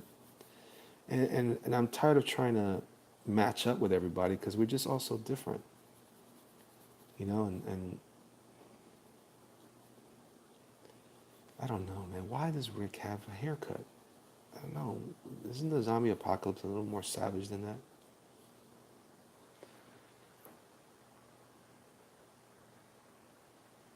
It just is what it is. Yeah, I agree with that. Venom, let's see, I wish they didn't cut the connection to Spider-Man. Yeah, that's true. That's true.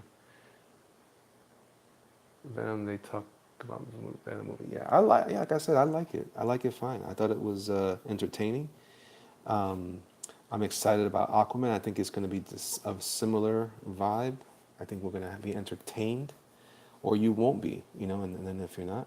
Same with Bumblebee. I think Bumblebee's going to be fun, and we're going to have fun watching it, and, you know, it's all good for me. I'm learning that sometimes, because I've missed out on movies that I ended up liking. I was like, man, everybody said it sucked, and I really enjoyed it. I'm not saying it's, you know, Shakespeare. I'm saying that on a certain level or another, depending on how you look at that, I have a specific tolerance for certain junk food, you know, and I'm okay with that. You know. I like faithful adaptations because that's kind of the point of doing an adaptation, but I can't control it, so might as well just enjoy it. You know, I was just talking about this today with Andy. We were discussing this over our business meeting, coffee time, and what do you call it? We were discussing what I think works well for some of these movies.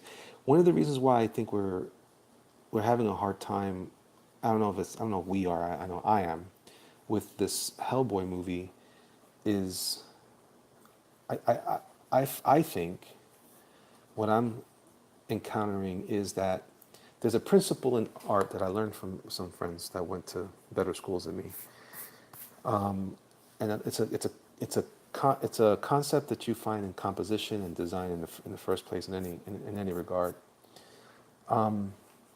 It's about committing to the bit. You know, that's another way of saying it. You got to commit to the bit, and I think one of the things that I think is happening in this Hellboy For example, why I think I'm registering some negative vibes. It's not that it is what it is. You know, I feel the same way.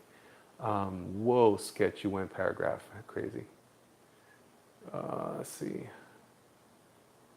In general, one is soft on plot but brutal in effects, and design is soft on effects but brutal in plot. Logic, they balance each other out. Shakespeare is lowbrow schlock. Why consider so sacred? I'm just saying. I'm just using it as an expression. People tend to do that, so I'm just following through with the analogy. But basically, what I'm trying to say is, you know, what was I trying to say? See, you got me lost on that. You were talking about Shakespeare. I shouldn't have even mentioned it. You see what happened? Anyway, the point I'm making is that, oh yeah. So I think there's a point where you have to allow yourself to suspend disbelief, right? So I'm not going to excuse anything. I'm just stating some interesting ideas about how your imagination works. And in art, you know, one of the things that works about for my black and red stuff is how I keep things contained, but not contained inside of, you know, what do you call it? How I keep things contained in a shape or not, right? And the idea is to not contain everything in a shape, but to have elements of it kind of go past the actual,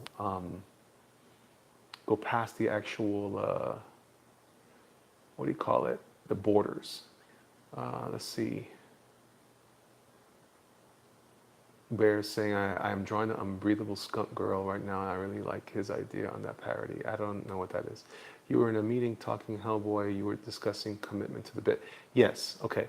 So, what I'm saying is, if you're going to do, like, one of the things I loved about the Spider-Man Into the Spider-Verse movie is that it broke so many rules and kept up the shenanigans with it. Like, it kept going with that idea. And what was cool about that is it didn't apologize for changing everything. Like, if you go to that movie, you're not seeing exactly what you think you're seeing. You're not seeing.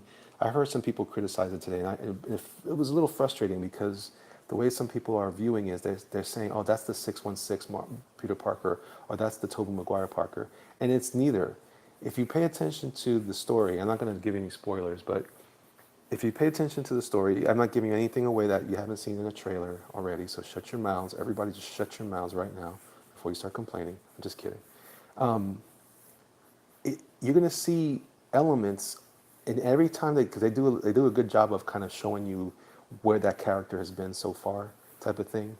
And each time that it happens in such a way that you think you're watching a particular character, and you realize that this multiverse concept is bigger. It's so big that even the characters you think you're watching, like even the Miles Morales story, is not the Miles Morales story that you remember from the comics. He's not that Miles at all. In fact, he's an alternate universe. My theory is that he's an alternate universe Miles, just like the Peter Parker is an alternate universe Peter. And you see that in some of the way that it was interpreted with the way that they showed off some of the backstory. When you guys see it, you'll know what I'm talking about. So what I'm saying is then they committed to the bit, and they didn't try to get you to buy into one thing or another and say, oh, this is such and such and that's such and such.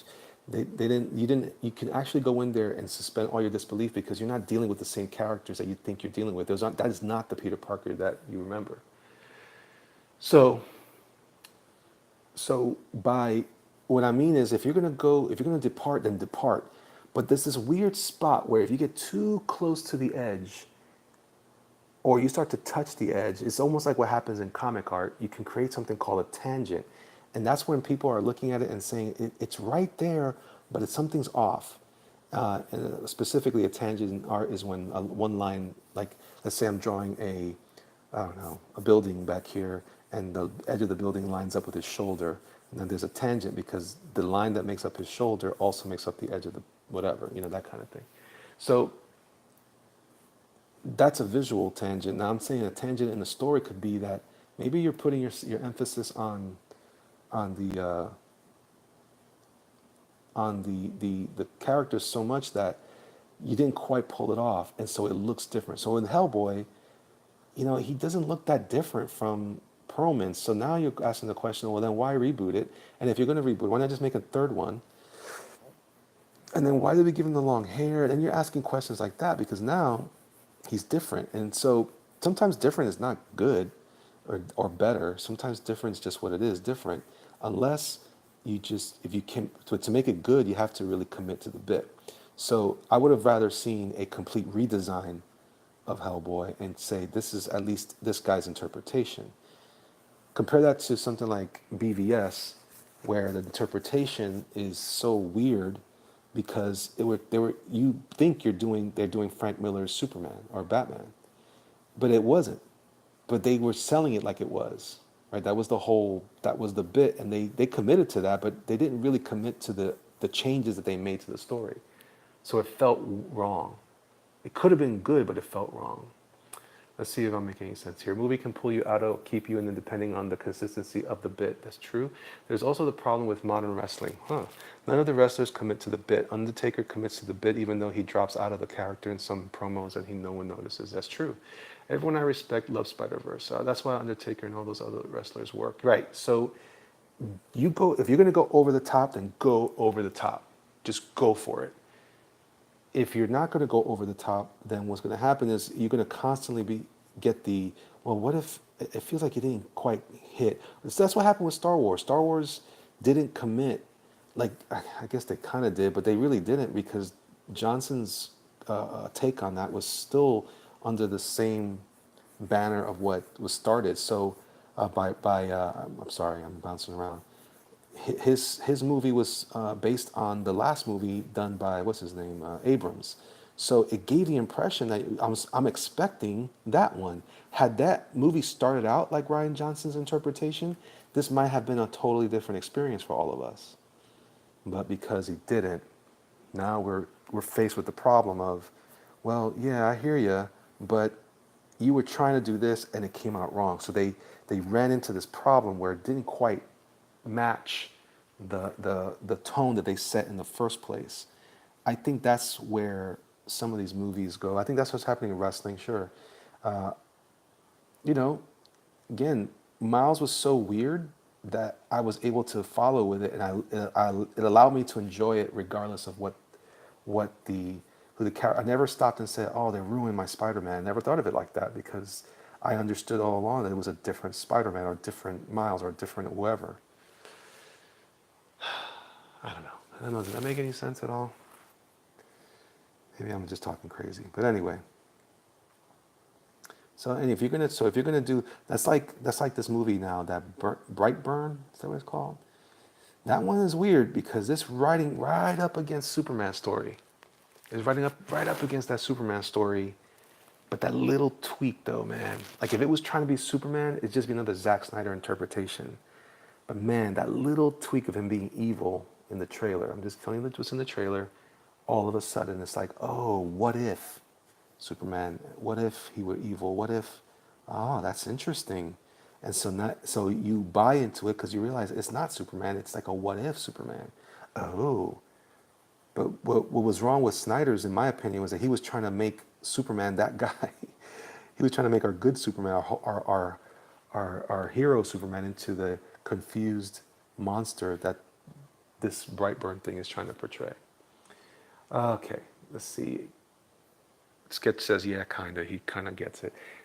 Bear says, everyone is so faithful to Perlman's Hellboy as am I, but the last movie was 10 years ago. I don't know what bureaucracy got in the way, but I'm willing to go to this new one with open mind.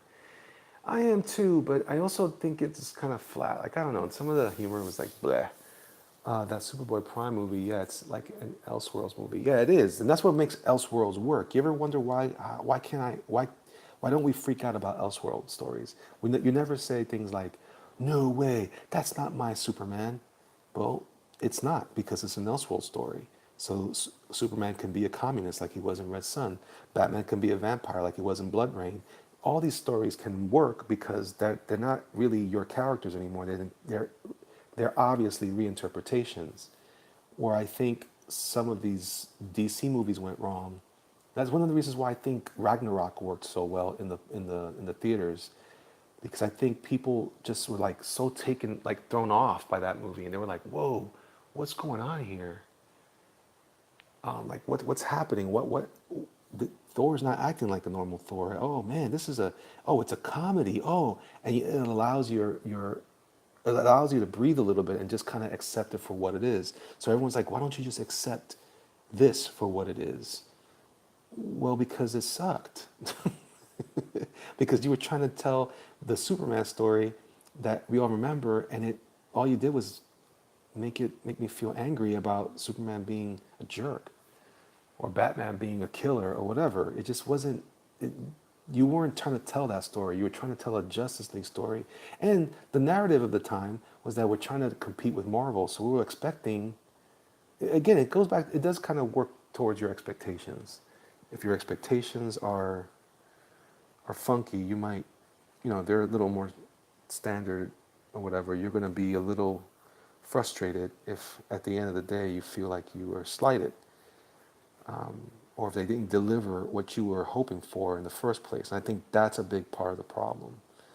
So anyway, this is just some of my thoughts. Those are some musings that I have about this sort of stuff. I just watched CW's Arrowverse Elseworlds. They were saying Supergirl's universe, Smallville universe, but the characters don't act quite right. Yeah, see? They didn't commit. They didn't create a brand new one. I think again, looking at the Spider-Verse movie, I wonder if you guys can see that. Take a look at it. If you see it again, or if you haven't seen it yet and you go see it, tell me what you think. Tell me, you can send me messages or whatever, you can do it here. Tell me what you think about what I'm just saying, because I think that's an important part that we keep, that they're not remembering to do on their own. When you're creating something totally unique, you're not talking pig, for crying out loud. When you have that totally unique thing going on, it's like all of a sudden it allows you to kind of just sink into the concept and say, that's all right. That was all right. That was a Peter Parker thing. Oh, okay. That was a Peter Parker. Oh, okay. It also helped a lot that it was animated. I think if it was live action, I think it would have. There's no way you could have pulled off a Peter Parker in live action, not without it looking like a Space Jam or something. But yeah, I think that's pretty. It's an observation I'm making because I noticed that they were able to do something there that, like, how did they pull that off? And why do I? Someone said, why did they? Ang Lee did something similar with the Hulk, with the making like a comic book movie, but it wasn't as well received. Well, I think that's because what he did, he didn't commit to the bit. He's left things kind of open and let, you know, let he only picked one thing. He didn't really make it work very well. Whereas, this movie committed to the whole thing. Like, this was a comic book. Wait till you guys see it. I wonder what you guys think. Yeah, after Dark World, I was ready to be bored with Thor Ragnarok, but it worked and worked well. Yeah, because it was totally different, Bear. That's my opinion, at least. I think it's all in the writing. If the story sucks, it sucks. If it's not logical for the characters or the plot, it won't be accepted. It's all in the script for editing. I think so, but I mean, obviously there are people who thought that Snyder's interpretation was valid. So it can't. It's not that it sucked. It sucked to us because maybe of certain reasons, but there were enough people that were like, no, it's just cool. Just because we didn't like it doesn't mean it wasn't good. It wasn't valid. It just. But I think what made it work, what made it hurt, was that it tried to be something that they weren't. So when you get to digest that story a different way, it's like the Batman in the animated series. We accept him, we like him because he's very much like what the comics have portrayed him as. It's very one-for-one translations. It's very rare that the animated series broke away from that. I would say that the early animated series made Bruce a little silly, but there's been enough interpretation of that you can say, that could be him. But this other stuff, though, that movie was like, ugh, Superman, why are you killing people? Why don't you? And if really what it is like, why aren't you the way I like you? Why aren't you the way I remember you? That's really what we're kind of saying. BVS is editing Wait a minute. VBS is easily fixable with a small bit of editing. Probably. I put editing before acting because pacing is everything too. It's not logical for Superman to allow that much destruction. Casual fans accepted, the comic book fans and not at all. Yep, that's true. But again, they don't have the comic book fans have that additional headache of trying to compare it to something, and it was close but not quite, and we all got upset about it. In terms of movies, I put more weight on director or producer, and likewise in comics, editor, producer. Yeah. That's all part of it. I'm just stating what I think is the outcome comes from. I think those parts of those steps in the process. But at the end of the day, so anyway, take that for what it's worth. That's an observation I'm making, and it makes me realize that you can tell a lot of stories if you want to bend something. You could bend it, but make sure you bend it significant. Make sure you're telling a new story. That's all. Either or the other solution is you make it exactly like the source material. You just tell that story beat for beat and add a couple of pieces to it. Because I think that's what if they had done Dark Knight Returns, I don't think anybody would have been upset the way that we remembered. But it was not Dark Knight Returns. He was using Dark Knight as part of his inspiration, and from there, for good or ill, it didn't quite,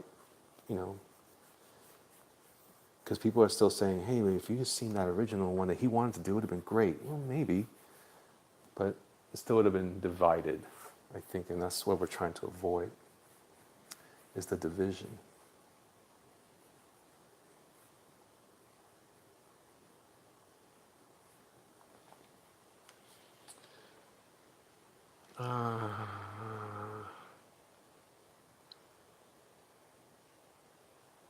The market decides. The market and the validity of the complaints are made tangible in the box office failure.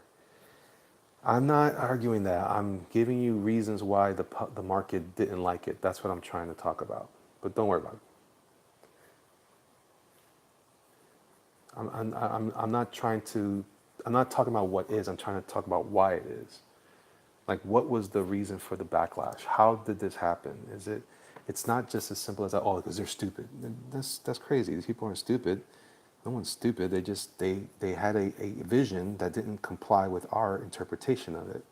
And that vision, that they stuck to it. I mean, they committed to the bit in that case, but it wasn't different enough. It wasn't unique enough of an idea. It was still borrowing. I mean, that's what everybody was hoping for from Snyder, because he was hey, he made that movie Watchmen almost beat for beat the same. But then Superman had nothing of that. They just had enough of the stuff that we want, but it was different. Like, it just wasn't there. And I think that hurt his storytelling opportunity.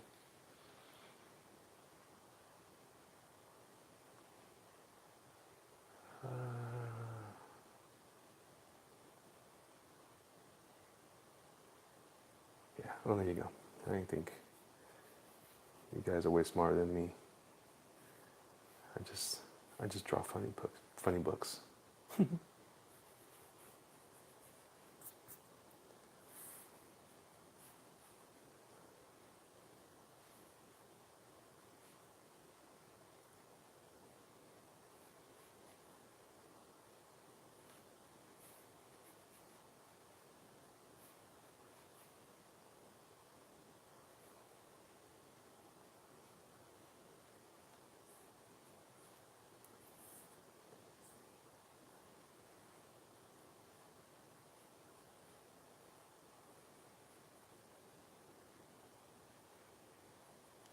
Let's see here, what's going on here?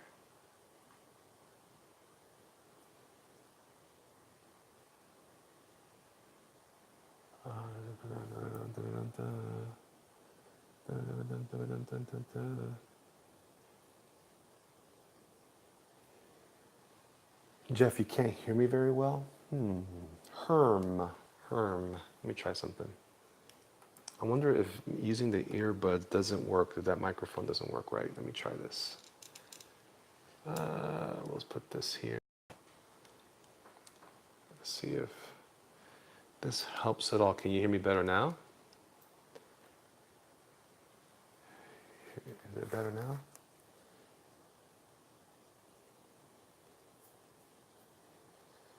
Okay.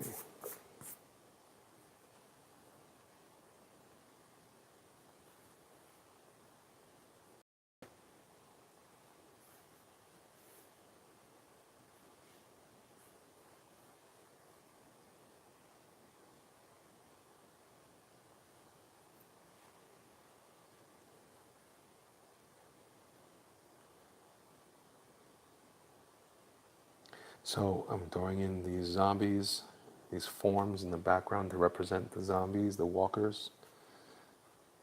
And we'll see what materializes from here. All right, so let's do that.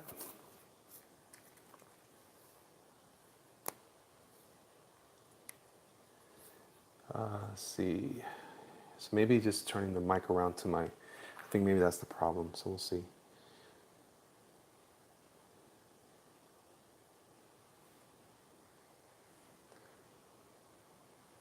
Okay, so I'm just going to start painting in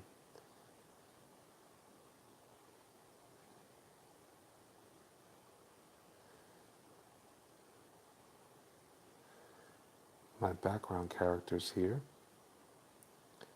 My beloved walkers. Like I said, I like them in comics. I don't like them in film. They're scare the tar out of me.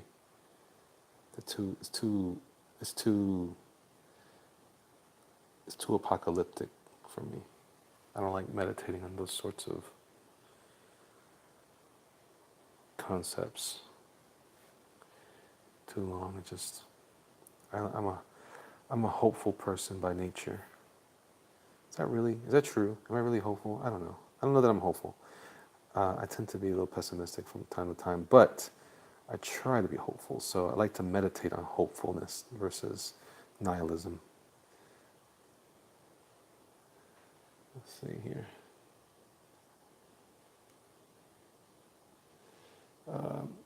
Yvonne, okay. For example, if people have really great singing voices is odd to us, even though we have so many examples of it. I don't know what that means. Yvonne was okay with my end, but the same as the other guys. Elias speaks like Bob Ross. Maybe that's it. Maybe that was us, but that's a great surprise. On the other hand, if you had a tech hero who doesn't look like they have a tech whatsoever on them, it throws us and puts us off. I don't know exactly what you mean by that, but yeah, sure, I could buy that. Yeah.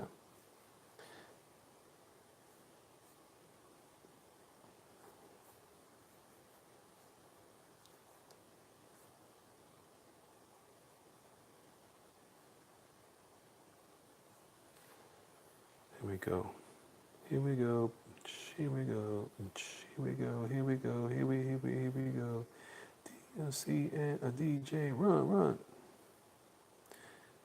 Dum diddy dum diddy diddy dum dum. So you can see by creating these red, using the black and red principle, but putting the characters without the border, but creating some sort of like crown shape where everything kind of comes to some sort of V shape. That's super helpful to make this stuff pop regardless. Okay.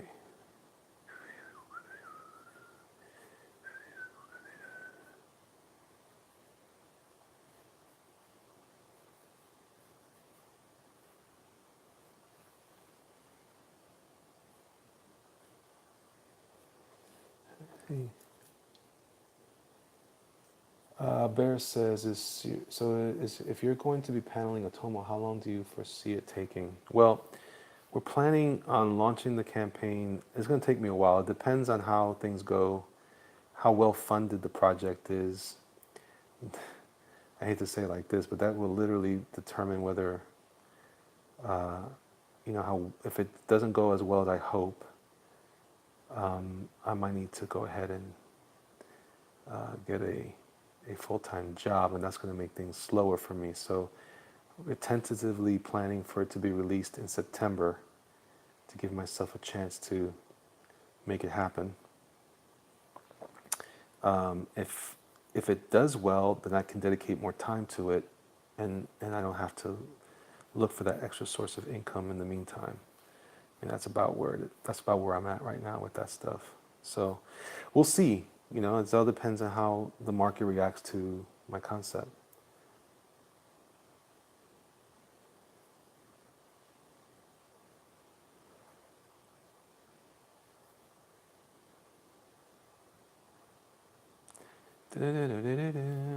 That's a beer commercial I keep thinking of.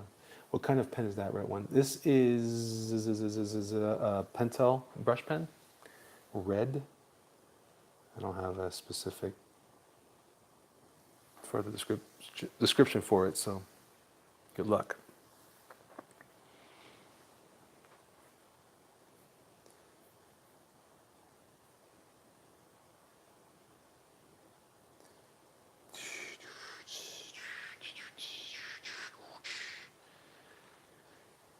Okay, and then I'm going to draw this guy a little closer.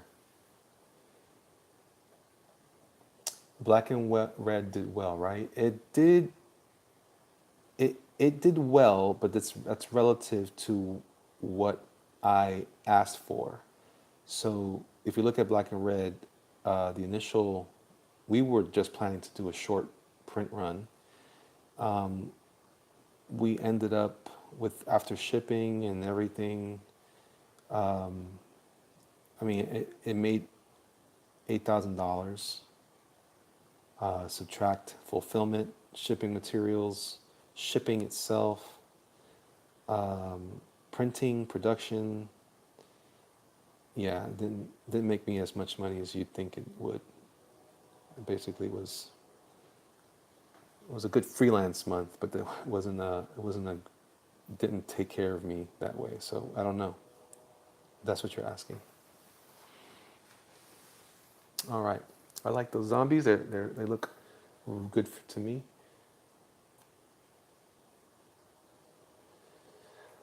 All right. So you know what I'm going to do, Bear? I'm going to add a link to my comment. I have an Amazon store now that I haven't quite updated yet with this stuff, the ink stuff, but I have a lot of the pencil stuff there. So if people are interested in what pencils I use, that's already uploaded. But if you go to Amazon and you type in my name, it should be under Elliot Fernandez. I don't think I did it under Jerk Marker. I have to look again. I have to go back to my iMac and check out my passwords there. So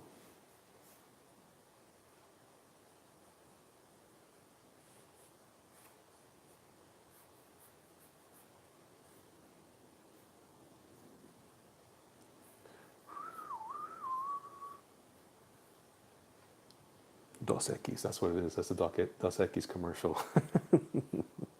I hear that quite a bit lately. Yes, the pack of Dos Equis that's still on the moon. Is there really a Dos Equis package on the moon? I don't think there is. I think that's just a commercial gimmick. They got me thinking crazy stuff. Is the Earth flat? Was there really a moon landing? And if there was, do we have a case of Dos Equis on the moon? I need to know that. Actually, I need to know that first. Sierra says, can we send one to the moon? That's funny.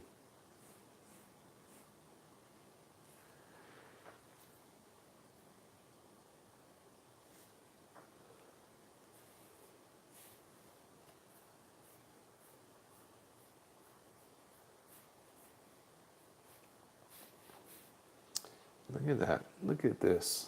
Look at this.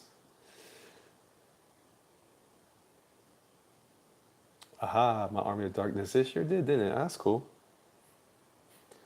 Yeah, I have to look again. I'm an influencer on there, so I have to look at that and I have to finish the list. I started it with.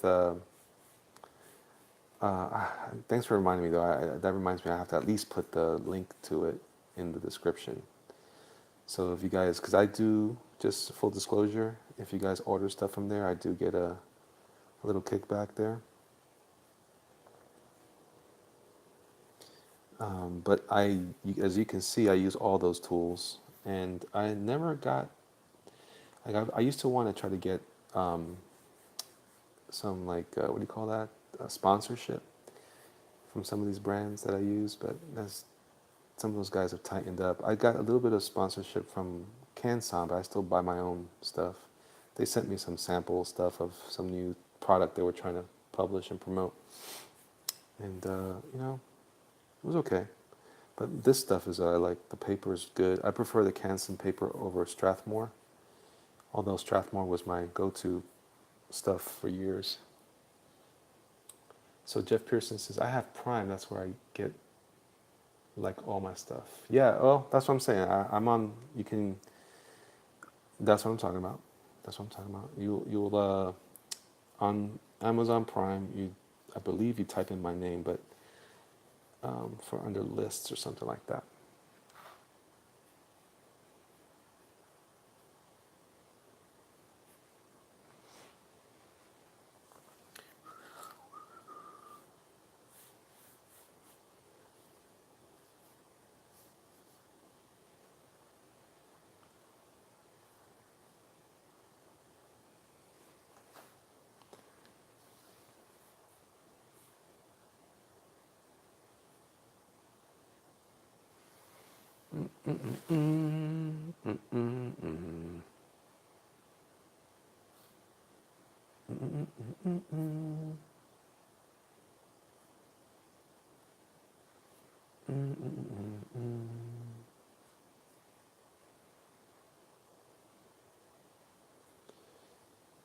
Dun, dun, dun, dun, dun, dun, dun, dun, dun, dun.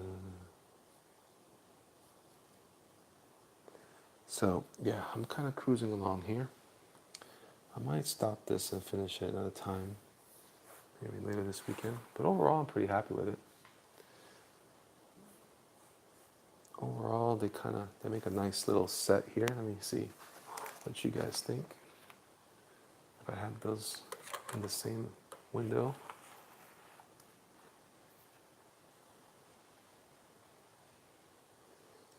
You can't get to it just from search in either Google or in Amazon, so later add it to your description and whatnot. Yeah, I'll do that. Let me see how they kind of go together. I might add some more zombies on this side or something.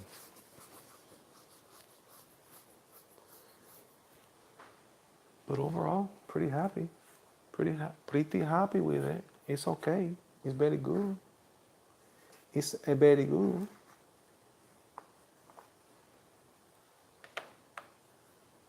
Tomb, what's going on? What do you think, Tomb?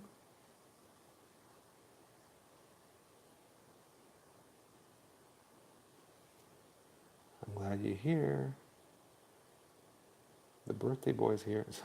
Birthday boy.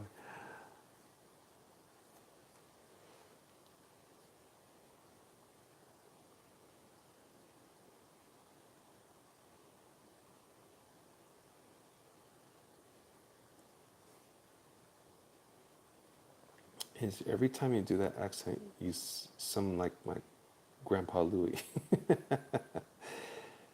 It's just me and my imagination.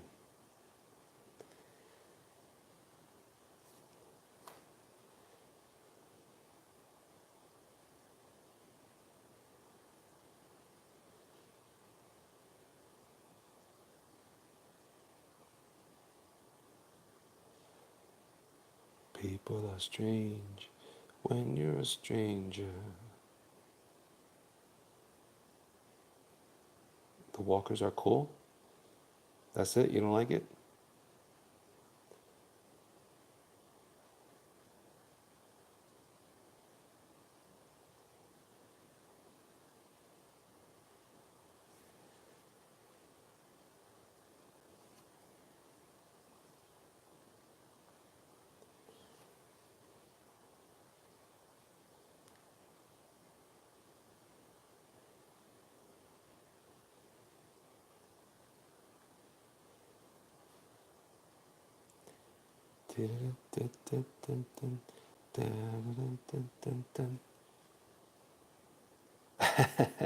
You own quite a few, Tim. You own quite a few.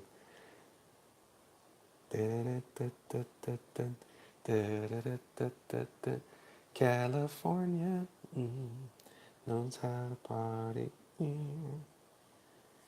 California knows how to party. Your stadium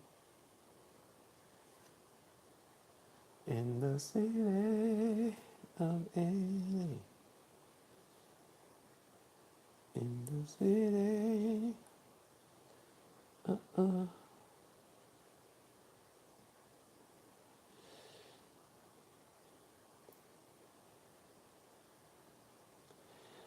He lives in Georgia and listens to a lot of country now, so he sounds like a redneck, but there you go.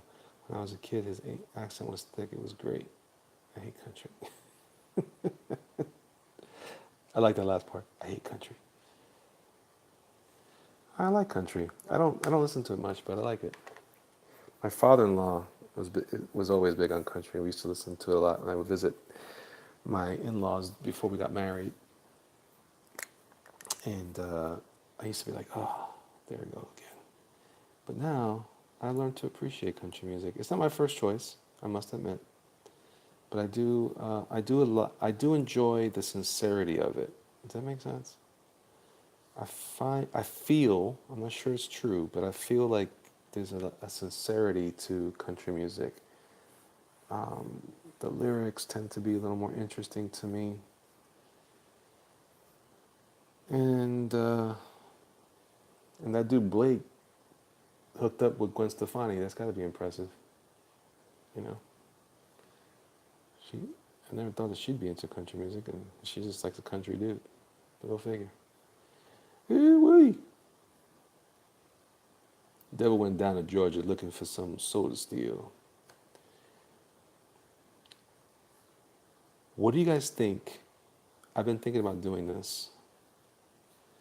I'm thinking about doing readings of like Lovecraft, doing some reading some Lovecraft stories as a idea. I might just do that. Just load it up, see what happens. Let's see.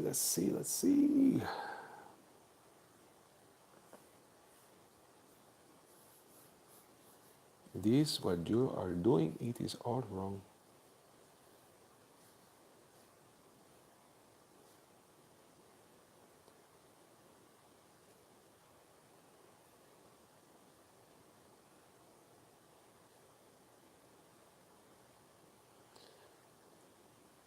Ba-dum, bum, bum, bum, bum.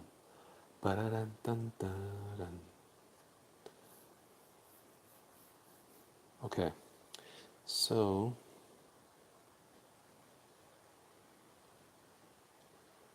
do I enjoy storytelling? Yeah, I do. I used to, when I was in the military, one of the things I did out of AIT is when you trained for your regular job in the Army, the U.S. Army. I had a chance to do, I did a lot of weird things. I modeled for a little bit, which is weird because I'm not that good looking, but I don't know. I don't know why I did that either. What do you call it? The I did I like public speaking. I don't like speaking in public. I like orating. Does that make sense? I like reading out loud. I like telling stories and putting a little emphasis on stuff. So I'd have to read the story several times and really get the gist of it before I commit to it. But yeah, I modeled boxes. You didn't know? Foolish human. Foolish human. Welcome. Yeah, I like that. You know, when I was I like acting too. Around Christmas time every year, I used to pretend to be Santa Claus for friends of mine. They'd have me call their kids, and I'd have to be Santa and tell them that, you know, ask them if they were naughty or nice, and oh my God, it's Santa. I did a good Santa. Not so much anymore, but I did back then.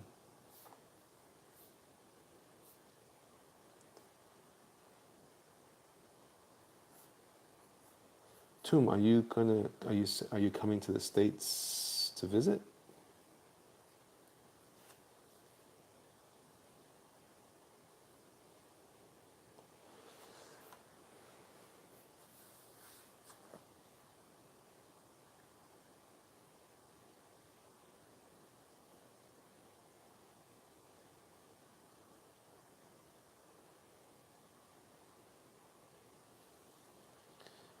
There is no time to lose. I guess you could say I love performing. I wouldn't say I wouldn't consider myself a performer necessarily. I just, when I used to sing in a choir, I enjoyed. I like putting emphasis. The same reason, like when I read stuff, I like finding the context of something and then explaining the emphasis or what the context was, and especially when it comes to historical stuff. Javier says, I was once told to have a face for radio. Nice. I think so. Everything has sort of been put on hold for a little. Oh, no kidding, man. I'm sorry to hear that. I meant to be coming over to live. Your wife is from Georgia. No kidding. That's cool, man. Well, I look forward. If that happens, come. Let me know. Love to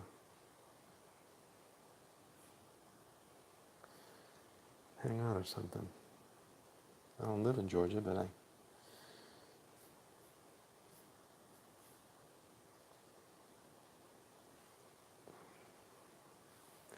Do do do do do do. Can't you see that I'm? You'll come stop me. Short drive. This is a short drive to Florida. You're right. It's my time. La la la la la la. Do do do do do do do do do do. Woo. Get it right. Get it down. Get it down. Dum dum dum dum dum dum dum dum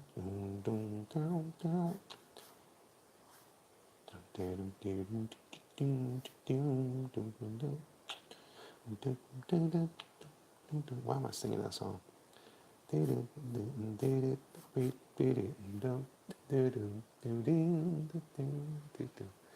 All right.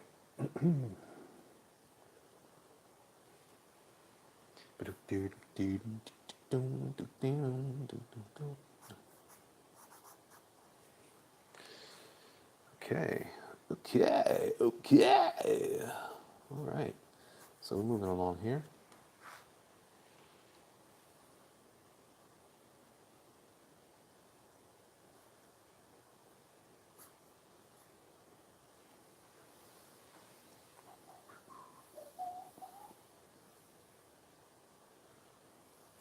Nice, Durkin, nice.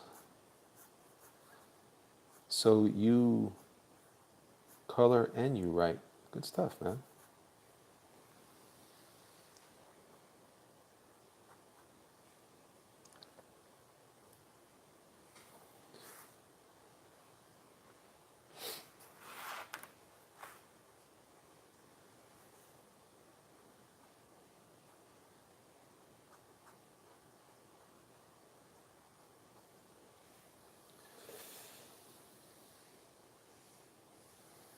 It says, when do stalkers care about time and distance? That's fair. That's fair. Not that I'm a stalker.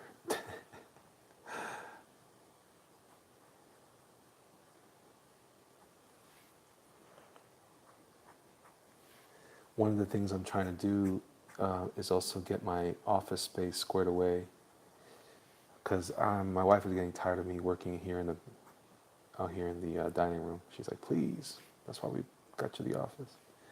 But I'm just doing it because it's a little more. I like being closer to my family sometimes, and I mean it's more of an excuse, I guess. But I'm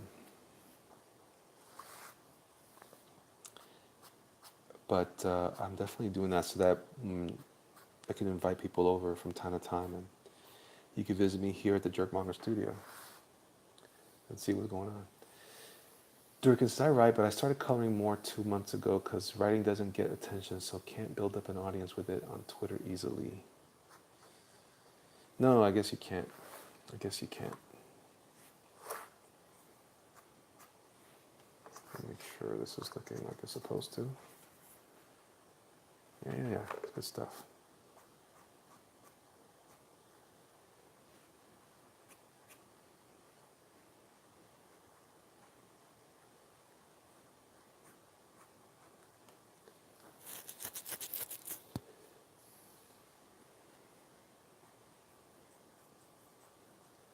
Yeah, I give you the guided tour.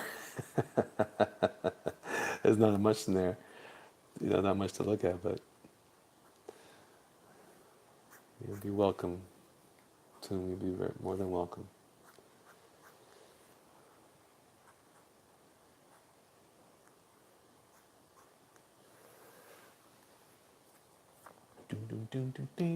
I also draw, says Duraken, or used to back in 2003, but I burned out and my quality style isn't good for anything I ever come up with.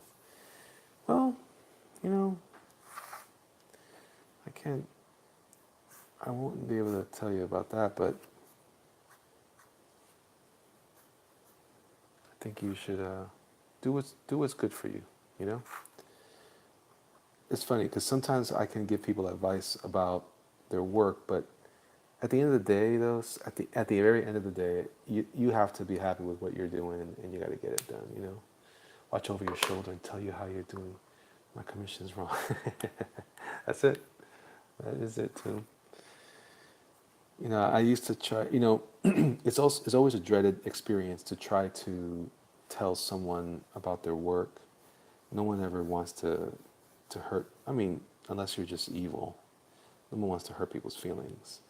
But I do understand the sentiment that I've heard from certain professionals who say things like, if I'm going to tell you, if you're going to ask me to review your work, I expect that you want me to be as honest as possible, and that's a fair thing. You don't want to leave people hanging and thinking that they're squared away.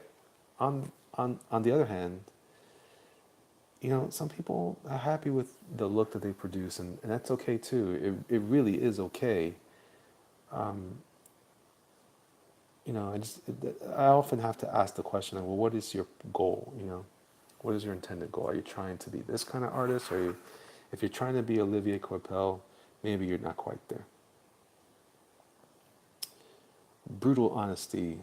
Have to, yeah. I could probably get better rapidly within a few months, says Durkin, at drawing, but I don't have the resources environment to get better at the moment. That's interesting. I don't know. I don't know what that's like, because like I said, I taught myself, so.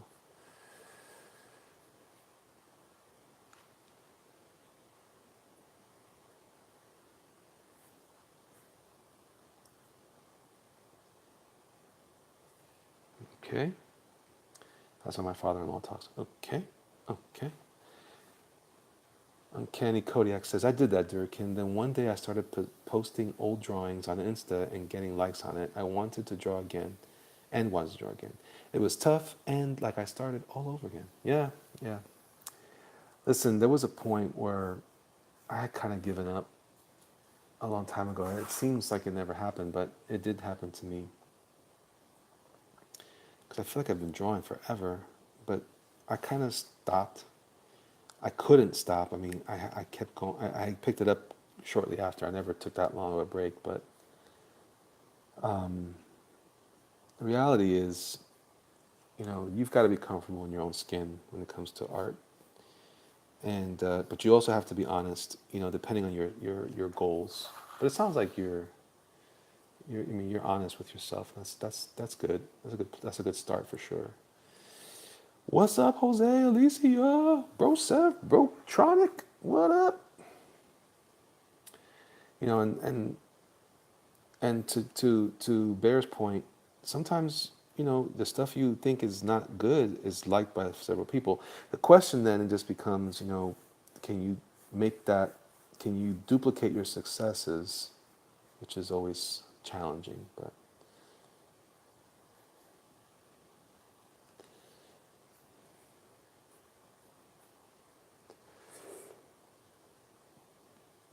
I have not seen Aquaman yet, Jose, and I really want to. I'm expecting it to be good enough to entertain me, which is what I understand as they've been saying. So, Durkin says, well, my drawing was largely due to boredom and practical use for character creation, world building. These skills have always been secondary things, not primary. Well, that's and then that can be that's exactly reasonable for why things didn't move along. So, yeah, I keep hearing it too, Jose. I keep hearing that it's. I heard that it's not the greatest movie ever, but that it's fun. And if it I if it's anything like Ragnarok, which is what I'm thinking is that's what the critiques sound like to me. Like it's like a Ragnarok flavor. Like it's fun and loose, and we're having a good time, and you just sit back and enjoy it. If it's anything like that, what's up, Antonio? It has a lot of water. What's up, brother? What's up? Yeah.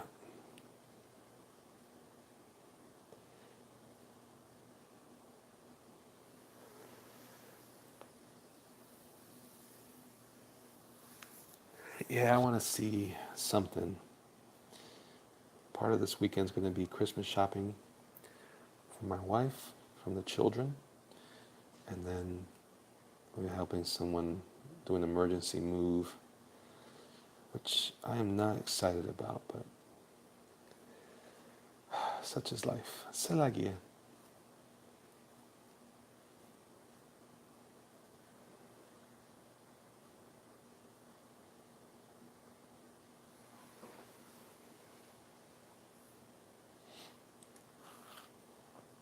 Yeah, I saw Spider-Man twice already. It's great. I keep picking up new things from it too. Uh, I see a video today in Canaan with a red mohawk. It was pretty dope. Canaan had the mohawk for show.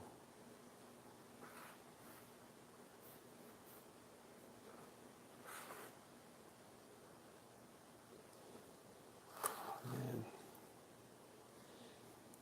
I'm gonna have to call it quits soon, guys. I'm starting to get a little tired. I'm feeling my age. How you like that old video I tagged you on IG? Oh, dude, that was the Bigfoot, and there was the Bigfoot and the boy, whatever. Oh, it was great. It was great.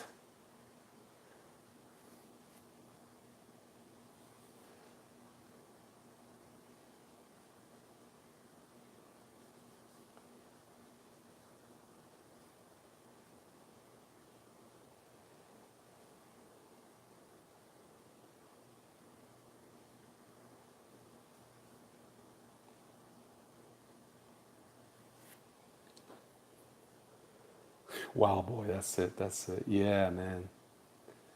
Yeah, man. I love all those. I mean, those old shows are terrible. Like I've been for a little while I was watching Almighty ISIS, and oh man, it's a bad show. But it was charming. It was cool, and Isis was gorgeous. So she was not hard to look at all. But but that one, man. All those, man. I remember another terrible show was Jason the Star Command. Remember that? I love that show. I do my shopping online. Haven't been to a mall in years. I feel for you, man, as you wrangle your way through the masses. Yeah, well, I have a very specific. I know what I'm looking for. I'm very sure I'll be able to find. Um, and I feel for my kids though because normally gets you know comfy stuff for mom from the kids, but when we wait this long, we always get slim pickings. I didn't think about that. We weren't planning on exchanging this year, but this is everyone's the commission. Oh no! They were all campy, yeah. But I love them still, man. I still love all that stuff. That doesn't bother me. I mean, I can't watch it for too long. I mean, it's just aggravating and rough, but I enjoy it still. I could still remember being a kid. I guess it's nostalgia. Same with like Shazam. Oh, I love Shazam. Gosh, when he would say Shazam and had the filmation gods, the gods of filmation.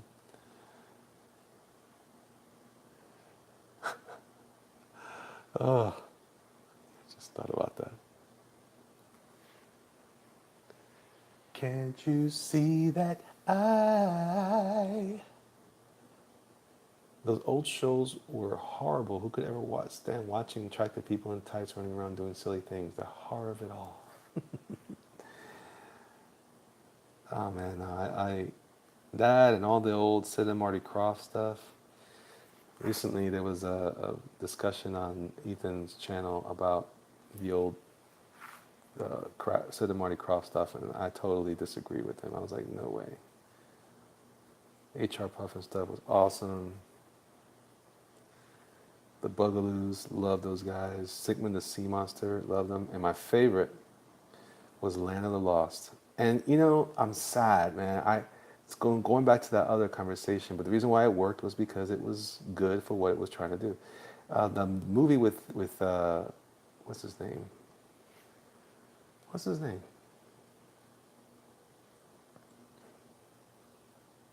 Half-Assed Hoes. Don't forget Electric Woman and Dana Girl. Yeah, man. What's that? I bought a brand new transformer to review on the tube. It broke my hand. I broke it in my hand. No kidding. The Bugaboos. Will Ferrell. That's it. That's it. Bugaboos. Anyway, yeah, man. I love that show, man. And I loved. Did they ever? I think they did go home, right? I would like to have that on Blu-ray or DVD or whatever, if it's available. I would love to have that. When I look all around, I can't believe the things I found.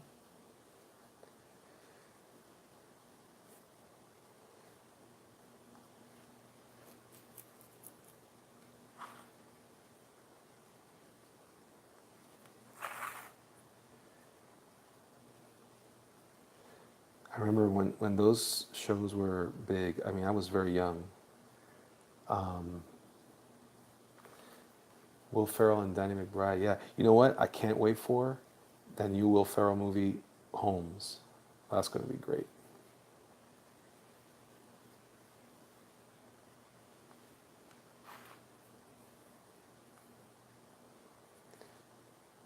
That looks awesome to me.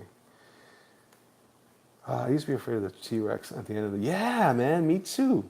I was always afraid of that thing. Shaka and the Slee Stacks. Yes, yes, yes. Give it to me, baby. Give it to me. Give it to me. When I was a kid, those would come on in the weekday mornings. And I remember before I started going to school, so before I went to kindergarten, and I remember watching them early enough. And I was just always, that captured my imagination. Like I couldn't wait to see what was on the other side of the pylons. And to this day, that's still a major theme in my idea of what I want to do with stories and stuff. Is that's why I love Indiana Jones and Tomb Raider. I love the idea of archaeology or discovering ancient anything. I don't know. I dig that stuff. Sup, mijo? God bless. What's up, brother? That's gonna be horrible. No, man, stop it. Stop it. That was a cool idea for the red on the sketch. Oh yeah, yeah, yeah. Let's see. Durkin says need to make a movie called What's Up, Holmes? Oh, gee whiz, Durkin. That's not nice. Let's see. All right, so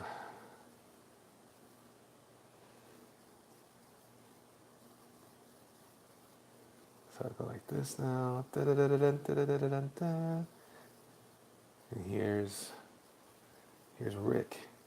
Now, Rick has a bit of gray. He's got salt and pepper, kind of. It's mostly salt, though, in that beard.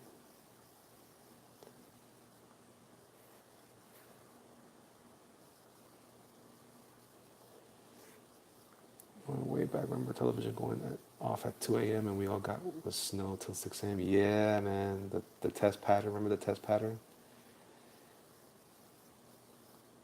But yeah, but after because I grew up in the, well, uh, I was born in the early 70s, and I remember going through I remember we used to have a small black and white television, man. These kids will never know. Some of you guys will never understand. I had a small black and white television, and I used to watch Scooby Doo on there. Mike, oh, 71, dude? That's when my wife was born. And on Christmas, they would show the Yule log. Oh, yeah, yeah, yeah. Yeah, I had a tiny black and white. As for Hellboy, it looks more comedic than the dark tone people said it would be. I'm just saying. I agree with you, Heck. That's the thing I'm disappointed in the Hellboy. I really was hoping for something a little more serious. I don't know that I'm not sure that I was hoping for it, but I expected it. And they gave me something. This is what I was going back to saying earlier. They gave us almost the same thing as before. And then, I don't know. And then they changed, they gave him hair. I like the makeup though. I mean, as a singular character, I think he looks cool. If I didn't have Ron Perlman in my head, I'd be more excited probably. Vice Grips to change the channel, dude. Jose, you and me, we're brothers, bro. Javier Salas says national anthem was playing at the end of the broad. Yes, it was. Yes, it was. Let's see. And wire hanger for antenna. Yeah, man. And then don't forget, in the building I grew up in, when as soon as somebody started getting HBO, we were all like tapping into that line, and all I would see was Flash Gordon and Superman 2. Or Superman 1. Superman 2? No, Superman 1, I think. Free HBO, yep. I remember when the image go, you would like fly through the city, the little model city for HBO back then. It was Flash Gordon, Superman 1, and what was that movie with Chevy Chase that he had that psychic power? When did the station off the air thing stop? It had to be sometime in the 90s, because I remember that still happening on some channels when the Red Wings won the Stanley Cup after so long. Probably, let's see, Comic Book Bob says, old school stealing cable. Those were the days, yeah, man. Channel J after midnight. I don't remember Channel J, but that's what I say, modern problems. Yeah, modern problems, that's it.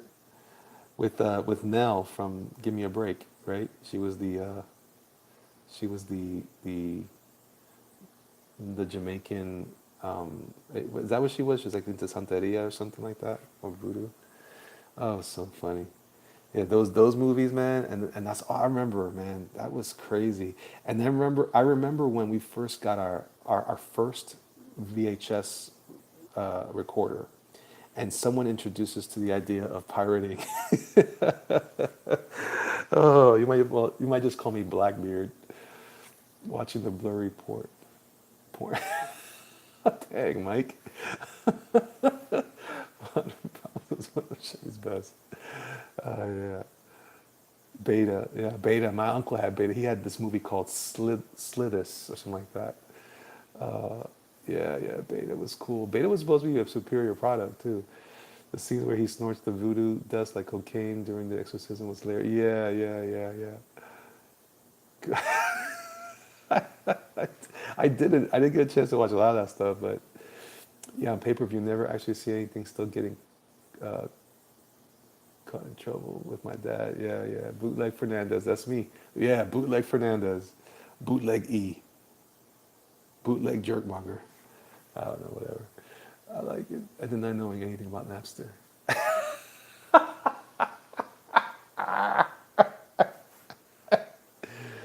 Oh yeah, man, that was my jam, man. I remember So yeah, that's where I watched. I must have seen Flash Gordon like 1,000 times, man. And that's why to this day I love that movie. It is terrible. It is such trash, but I love it. Dum, dum, dum, dum, dum, dum, dum. And if you listen to the lyrics to that song too, man, that's a deep song. I love that song. Trying to get a glimpse on the Scrambled channel, yeah, man. And then I remember when I was a kid, well, of course, so black and white television was my thing, right? For for a while, and Scooby Doo was in black and white. Well, he wasn't, but that's the only way I can remember seeing it at the time. Then I would go to my grandmother's house, and I think she had a color TV, and I would watch the Super Friends on Saturday mornings when I would sleep over in the projects on Washington Avenue. And I remember that what do you call it? Around that time too, I remember we went to Southern Boulevard. This is a spot in the Bronx, and my grandmother bought me these little the pocket heroes that Mego put out, the little pocket guys. And Robin was like in that crouched position with the two fists, and his head would pop off with the cape. And I had a Batman, and I had a Robin, and then there was a Spider-Man.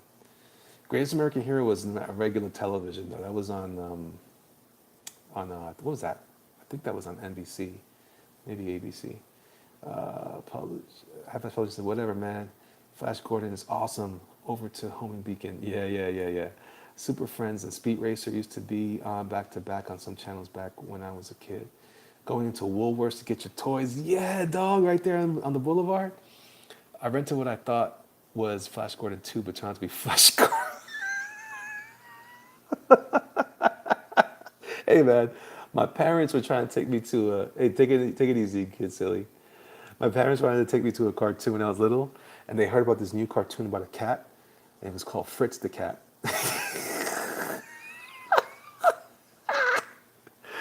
Needless to say, my parents were mortified.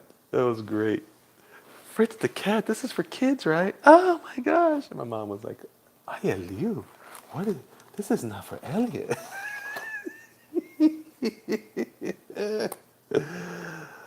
Oh, so good. All right.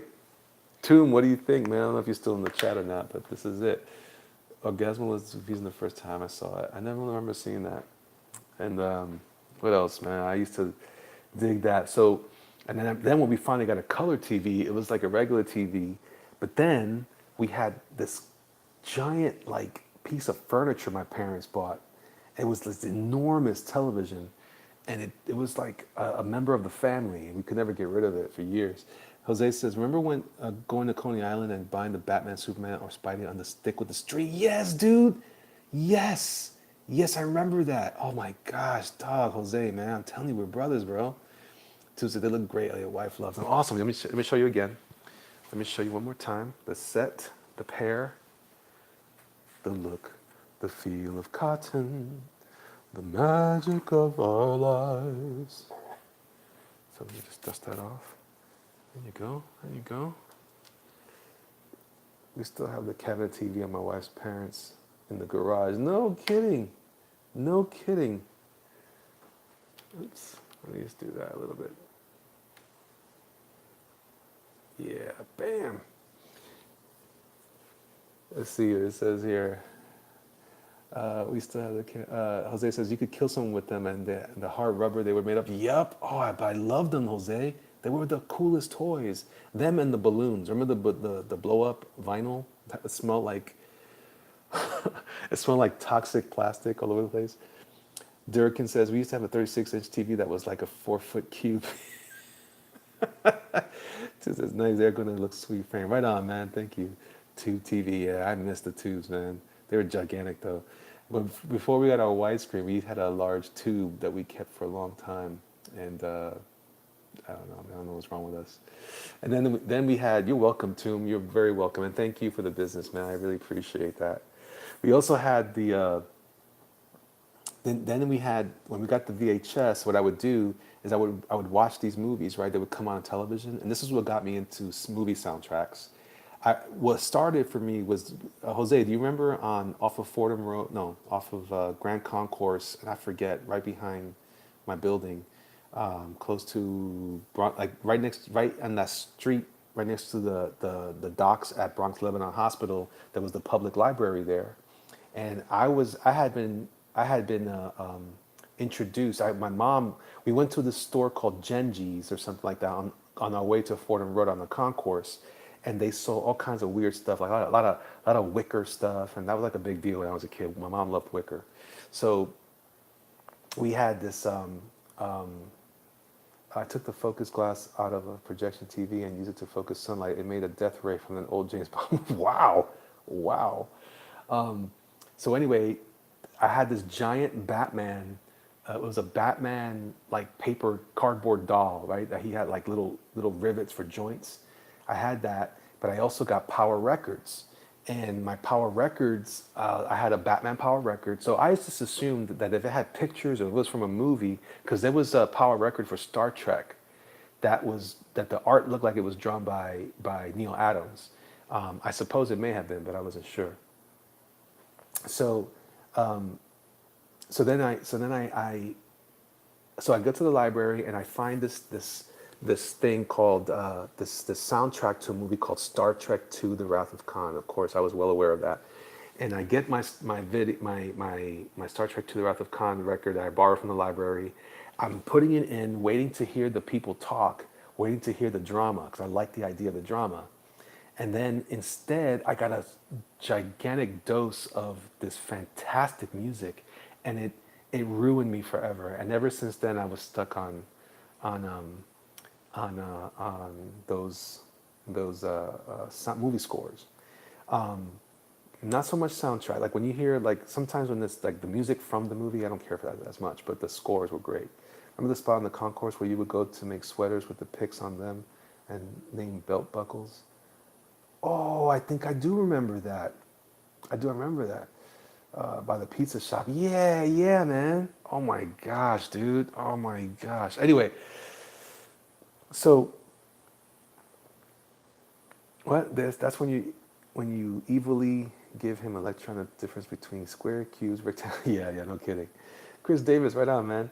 So, yeah, so then, but the Power Records, by the way, I've since found through various sources digital files of all those Power Records, and I love them. I love them. And you hear the little John and Mary Tate to the. This is the Batman one. It was two sides. It was Batman and against Grodd, the super gorilla. Oh, that was so good. And then dun dun dun dun dun dun dun dun dun dun dun dun dun, and it says over the jungles of wildest Africa, a lone pilot or something like that, and it's Batman in the bat plane. It's terrible. Anyway, the art was fantastic. I still have it. I still have the original one, that my kid version. I should go get it. Anyway, then dog, the Rage Cage Hulk, bro. I had that with the little pump, and he would like expand. I wish I still had that, man. That was one of my favorite toys. I didn't know what to do with him because he wasn't an action figure, but I loved that guy. Bear says, I love movie scores. I have a hard drive full of them. Some movies I've never seen.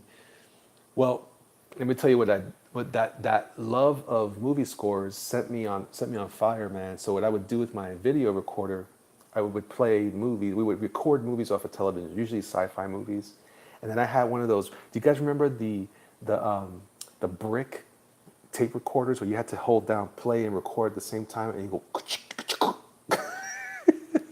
It was about as noisy as an 8-track. You know what spin fighters are? I don't remember spin fighters, Derek. They had a Thing version as well. Oh, I just want the Hulk one, man. That's my favorite. That was one of my favorite toys. All I had was clothespin and a towel for a cape. Oh, I had towels too, man. I'll tell you about that too. What happened to me and my cousin. Heck yeah, I had that record. I would act it out with my action figures. Yeah, that's cool. So, and by the way, the other side was Batman and the Ghost of Sherlock Holmes, which was dope. It was awesome. Still to this day, one of my favorite little stories. My pop still has one of those recorders. Yeah, man, those are the jam, man. 2 fingers get you recording. So I would hold up my recorder to the television, and I would record the end credits music to any movie. Oh, forget it, bro. It was like it was golden, man. Golden, golden, golden. Stretch Armstrong, yeah, man. Did you ever like take apart the Stretch Armstrong to see what was in there? It was gross. The syrup leaked out. Yeah, yeah, yeah, yeah. So then there was that. Hey guys, don't forget, if you join my Patreon for at the $3 level, you will be entered in to win. This is for this month. You will be entered in to win. I'm going to do it right around Christmas, I think. I'm going to do a little video of me picking a name of all the people in my thing. So you could win this Hellboy drawing that I did during my video of the my review of the movie trailer. Anyway, spin fighters are tops with little carved faces like things on them. You load them into a launcher. That sounds like something from the 90s, but that sounds cool. He would leak. All you had to do was put it out in the freezer to fix it. That's true. Do you remember the other one? Do you remember the lizard guy? Who was that lizard guy? He was the villain for Stretch Armstrong. Oh, so good. So good. Do you remember when there was a Batman Stretch Armstrong? Do you guys remember that? Or a Superman one? I think there was a Batman one for sure. Yeah, man, that was the jam, man. That was the jam. So anyway, I used to record those things, and I remember there was a movie, but Don Knotts movie with him and Tim Conway and some haunted movie. I used to love that. I recorded that off of that. Cobra King, is that who it was? I don't remember. Hulk as well. I never had the Hulk. I would have loved to have had the Hulk. If anybody has the blow up Hulk with the pump to make him break the cage rage Hulk, I'm willing to do a deal for that. You guys let me know. Gosh, it's got to be on eBay somewhere, right? Gotta check that out. Yeah, man, those are great, man. Do you guys remember The Private Eyes was that Tim Conway Don Knotts movie? Oh, yeah, there you go, there you go, there you go. Yeah, yeah, yeah, yeah, yeah, yeah. Oh, man, I always wanted a Hulk Mego figure, man. That was one of my other things. I wanted the small one and I wanted the big one. That's how much I love that guy. The Walkcaller. What's that, comic book Bob? The monster called Walkcaller? I don't know what that is. Or had the monster. Oh, okay, okay. Yeah, yeah, yeah. Maybe that's what it was. I remember all those old Don Knotts movies and those Disney Don Knotts movies. Oh, man. Don Knotts. She whiz, man. Those were good. Good old days, man. Do you guys remember going to school and talking about Chitty Chitty Bang Bang? That was good stuff. $6 Million Man figure? Yeah, with the whole... I split my dad's forehead open with my Evil Knievel stunt bike. Oh, Evil Knievel stunt bike! Do you guys remember they had the Evil Knievel stunt bike and they had the $6 Million Man versus Bigfoot stunt bikes? What was that? Why were they on stunt bikes? It was just great. Let's see. I would wear the inflatable Hulk muscle vest and round around the house in slow motion. That's good. Just had the 3 foot tall Godzilla that shot out his fist. Okay, I'm gonna tell you about that, Hector, because I'm jealous of you. I wanted that Godzilla so bad, and my buddy that used to live in the projects down by that Catholic school down in the concourse, he used to have that. But my parents, for one Christmas, bought me Rodan. So I was the only one with Rodan. And it bothered me that I couldn't do anything with his wings. But now that this movie's coming out, I am so stoked. That was my monster. Rodan was my dude. And I would just play with that thing. And it had that weird, it had wings that were hooked on rubber bands. And you would just you would go up and down. He would flap his wings. Let's see, the Incredible Hulk Rage Cage Electric Sound Action Breakout Playset Toy Biz. Is that what it was? Toy Biz? Maybe I'm not sure if that's what it is, but it was a bear. It was like this. It was a rubber Hulk, and he was deflated, but he would put his arms together like this, and then as you pumped him up, he would like go up, and then he would break out of the cage. It was awesome. Oh, Mascotron! Yeah, I had Mascotron from $6 Million Man. I had him.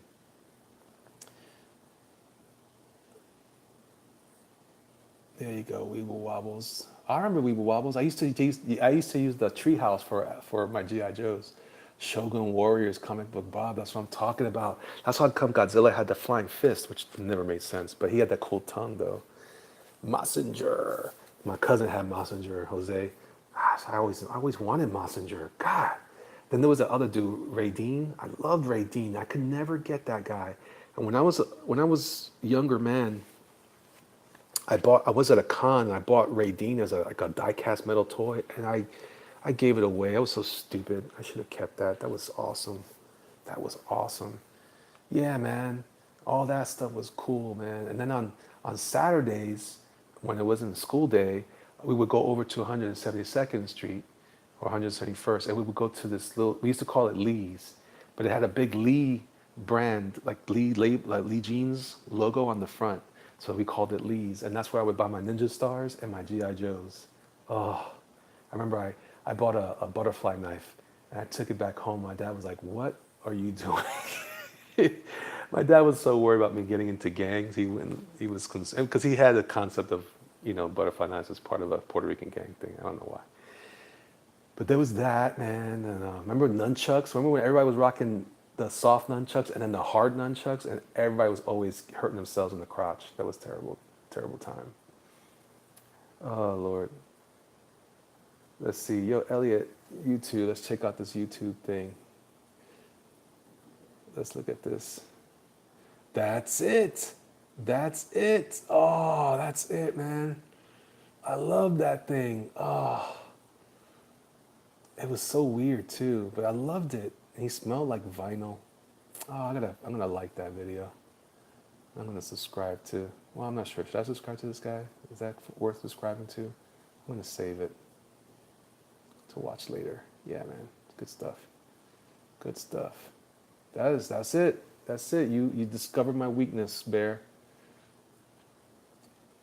Let's see.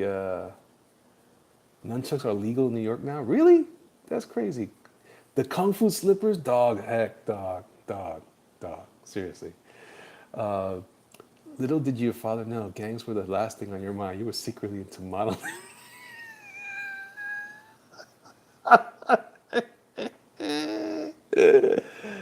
It's true. It's true.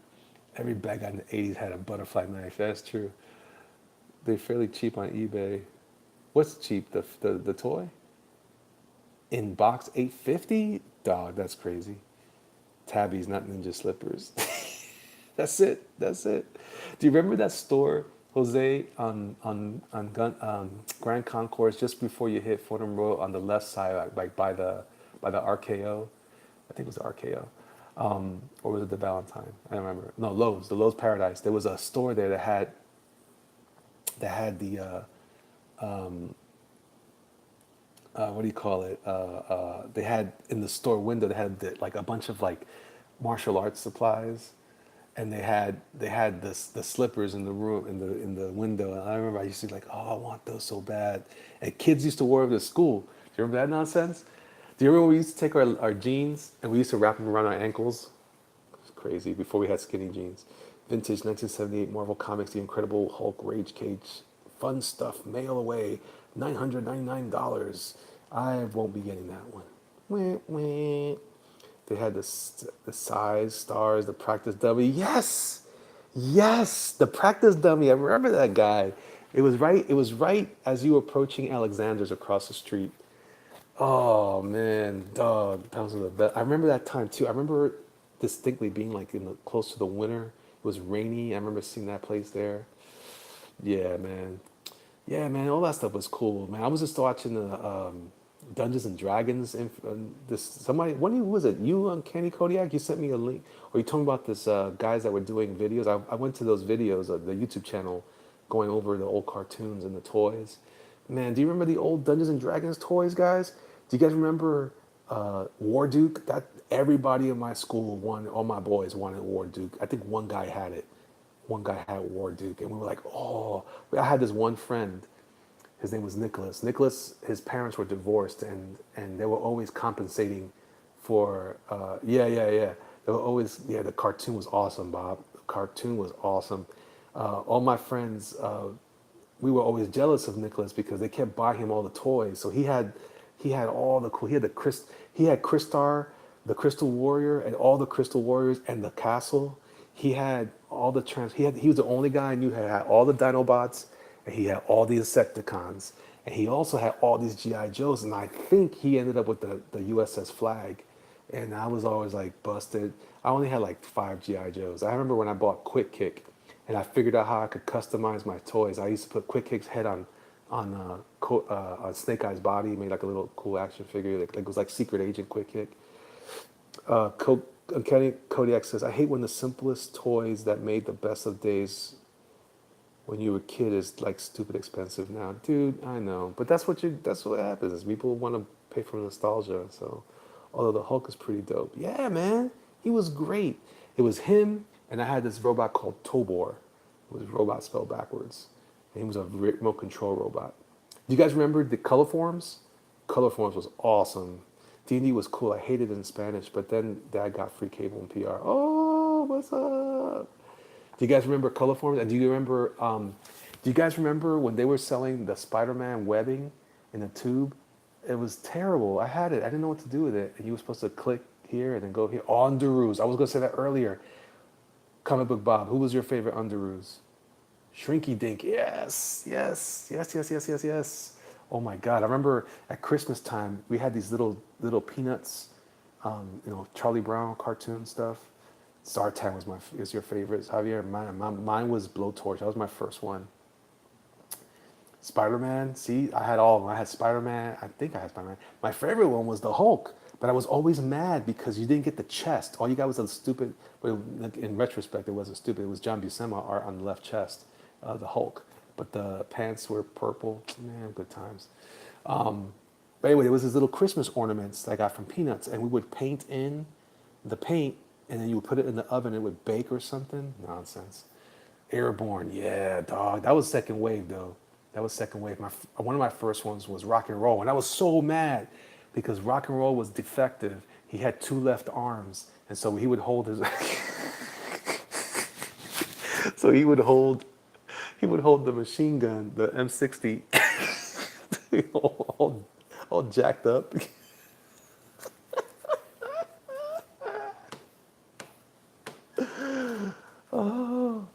They do have underoos for adults now. You can buy them. They had them at Target, no, Walmart for a while. Don't be bigoted against people with two left arms. I will, damn it, I will. Wide Scope was my favorite Joe. Who's Wide Scope? That sounds like a newer one. I have like 100 Joes from the 82 to 86. No kidding, Jose. Oh, I'm so jealous of you, man. I'm so jealous. I want all of them back again. I bought an old Skyhawk. Skyhawk was my thing. I only got a couple of these things. We really couldn't afford much, but I'm not wearing any damn underoos. Two left arm people need to know. SWAT officer blue cap. I remember that. Do you remember the bit that was based on the TV show? I had the truck.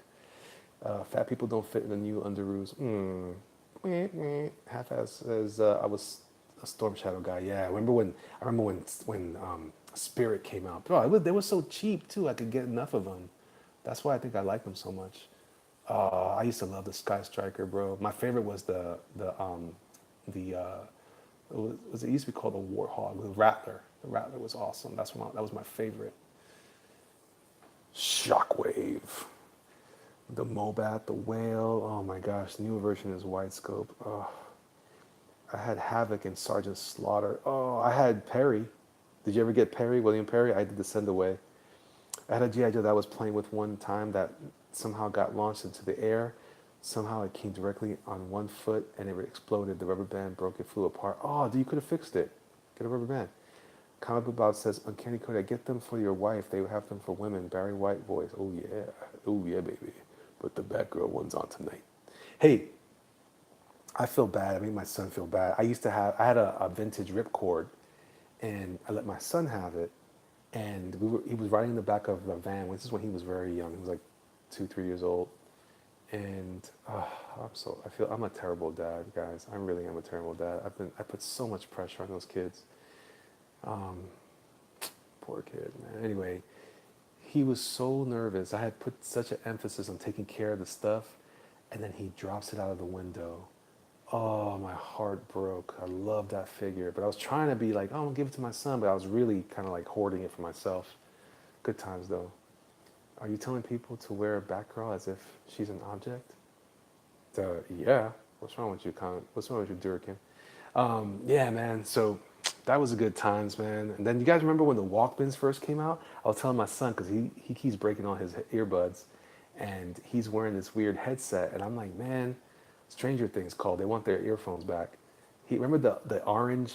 Oh, well, they were in, yeah, of course you guys do. It was in Guardians of the Galaxy. But yeah, man, when that first came out, everybody was rocking a Walkman. Before the tape player was just the radio, then it was the tape player. Oh my gosh. It was that and GoBots. For some reason, those go together. I can't figure out why. I can't figure out why. Oh yeah, hell yeah, says Comic Book Bob. Oh my gosh. The big orange earphones. Yup, yup, yup. Oh man, such good times, man. Let me see. Let me see what I have here. Oh, so um, I've been tinkering around with. Let me just show you this. I've been using this pen here. This is the G pen. This is a dip pen. I forget who makes this one. This is a G, and dip it in the ink. And I was inking. I'm gonna ink some more of this just for fun. I'm gonna move Tomb's art out of the way so we don't mess any of this up. Let's do that first. Let's not be foolish and think that we're not going to make a mistake, because pride cometh before fall. There's an incomplete one. Just what? There's an incomplete one of just Hulk, no coat, no cage, around 50. Oh, that's not too bad. I could live with that. I don't have the $50 right now, but maybe next time. But complete, he's over 500 and there's only 2. Gee whiz. I would like just to have the, to be honest, the Hulk with the shirt, or rather the Hulk with the pump. As long as he has the pump, I'm good. I really got to get better at inking. I ink my stuff and it looks like I use my left hand. All right, here we go. I'm gonna ink this guy so we can talk while I do something productive. I'm just gonna keep practicing with this. So yeah, man. Oh, I used to love that stuff. This particular tool is popular in mangaka. Hulk pump, keep it PG. I was waiting for someone to go there. This is also a pen that I know that Naoki Urasawa uses, and on books like Pluto and 20th Century Boys.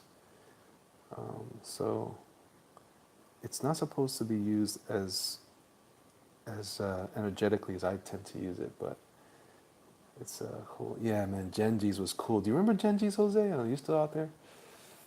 No pump. They had the thing. Oh, I would have taken the thing too. Man, you'd be surprised. My wife bought me a Bowen thing to go with the Bowen Hulk that I worked out a deal with Jose Alicia there several years ago, a long time ago now actually, and yeah, I have the two statues fighting each other. I would love to have those two things. Yeah, it's getting dangerous. Yeah, brother. That's why I don't do it, man. You gotta be careful. The one good thing about being broke is that you don't have to be tempted to do anything. I got no money. So yeah, you see, this is working out pretty cool. Yeah, man. And then there was, it'll give me all kinds of information about my childhood. So yeah, so after I watched all those cartoons on Saturday mornings, I remember when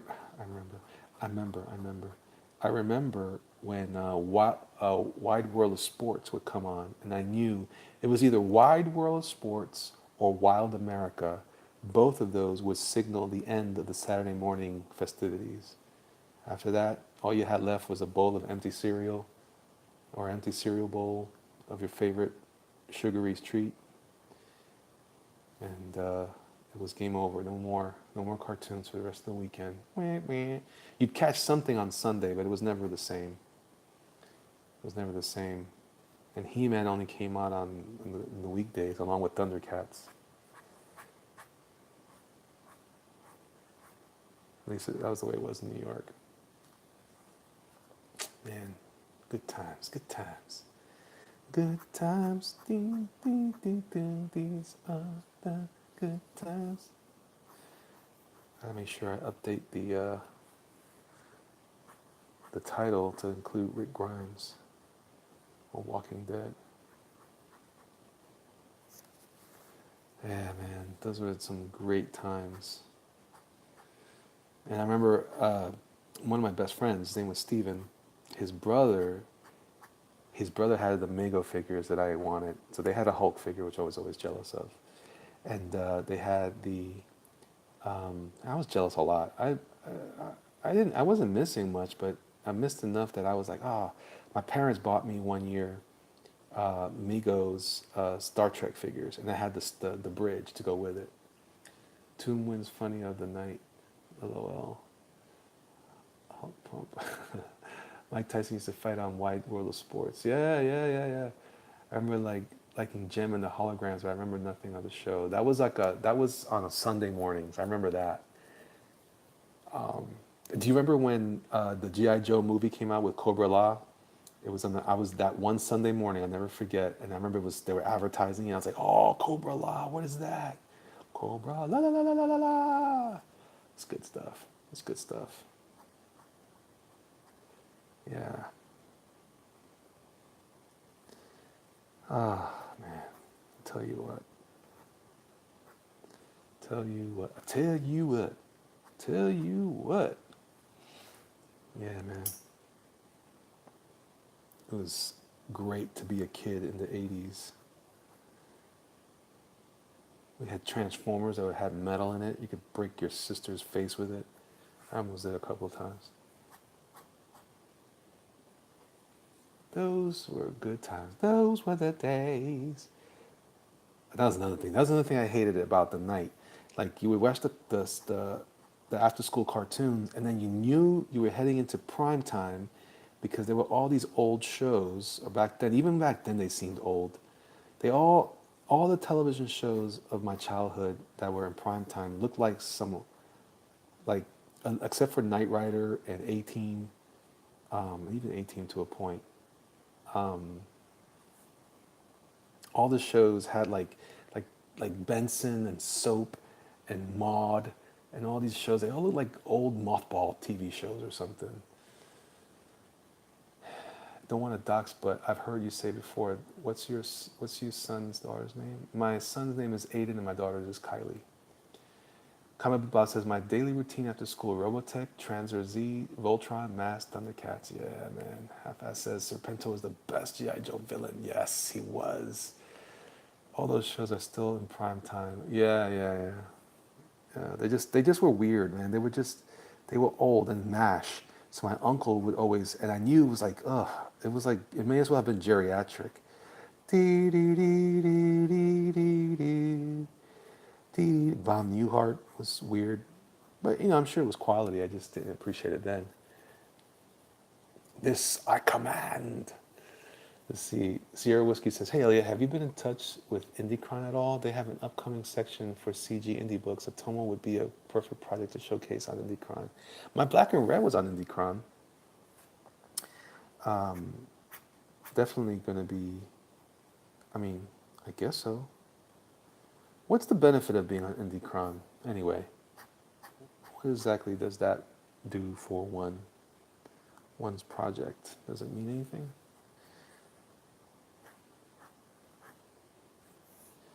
But yeah, man, good times. Good times. Good times. Good times. Another show. Remember when James died? Sell book. To sell the book? How does it sell the book? These are the good times. Damn, damn, damn. Oh, Flo. Oh, Janet Jackson. That's when you were cute. All the kids loved you. It promotes the book for free. Okay.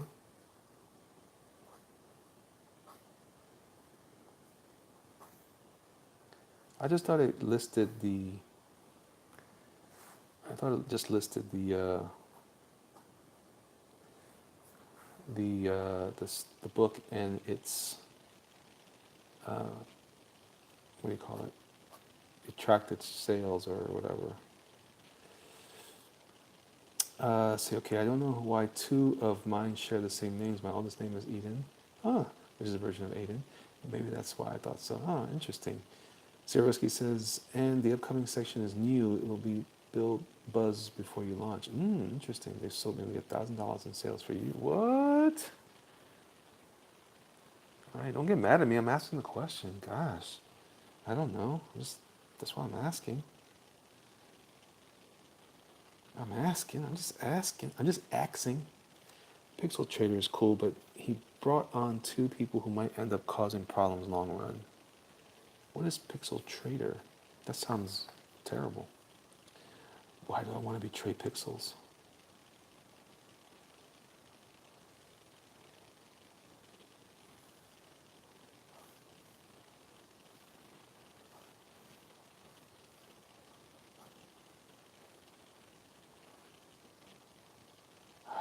Yeah, every time MASH would come out, it would signal like, old people.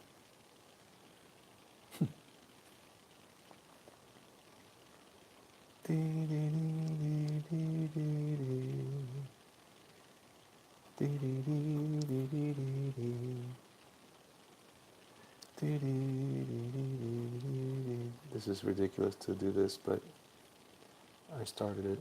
I gotta finish it now.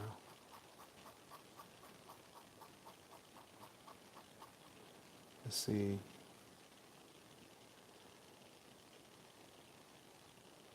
It runs IndieCron. Oh, okay. Let's see. Sergeant Slaughter. Can't forget him. What do you mean? What about Sergeant Slaughter? You're a problem seer wherever you go. Kenny says, did you know that you up to a month ago I was holding my dip pen upside down on the nude? Well, you can hold it upside down for effects, but this is how you're supposed to hold it. I actually seem to go outside in my house as a kid. It's too early for IndieCon now anyway. When the time is right, we'll reach out. Word. Yeah, he came to me. Yes, right, Pixel Trader on Twitter. He came to me about Black and Red back when I was doing the campaign. So I don't know how it helped me, but I don't know how to check that anyway.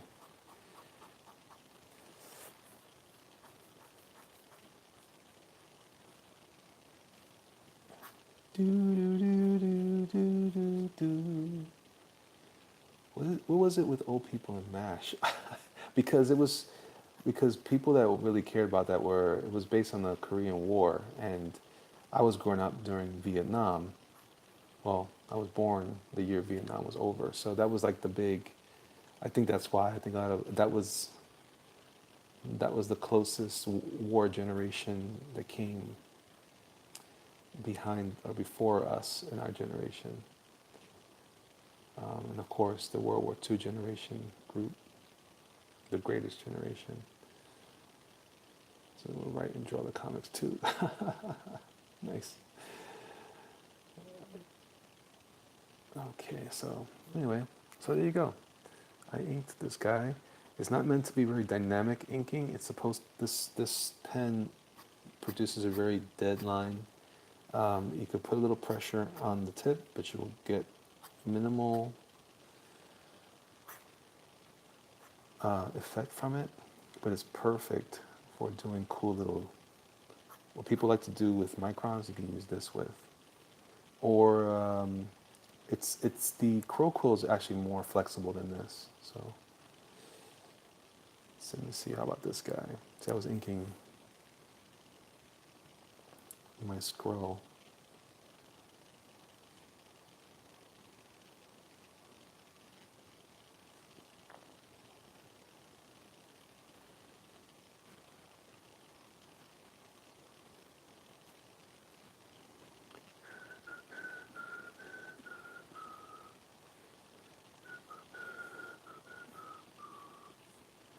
The only problem with dip pens is that a lot of times you push too heavy and you leave a glob of ink and you have to wait for it to dry. You don't want to go over dip pen inking too soon because often the point leaves these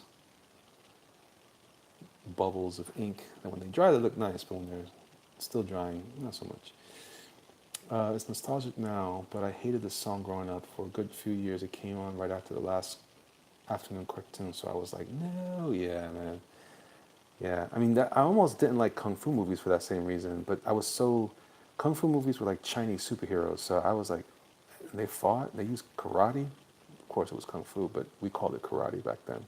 Karate movies. We didn't even call them kung fu, call them karate. Never cold. What's going on, man?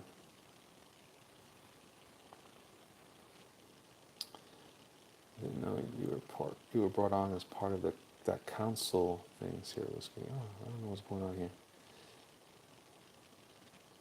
I don't know, I'm getting lost here.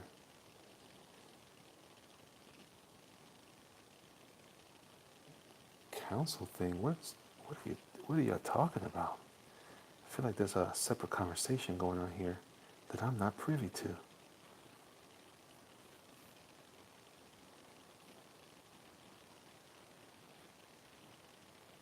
So yeah, so this is a lot of times a lot of the manga, well, Naoki in particular, you see a lot of scratching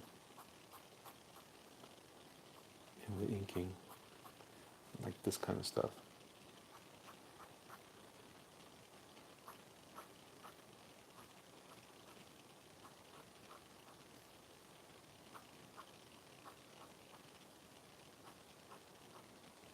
Not even as precise as I'm doing it.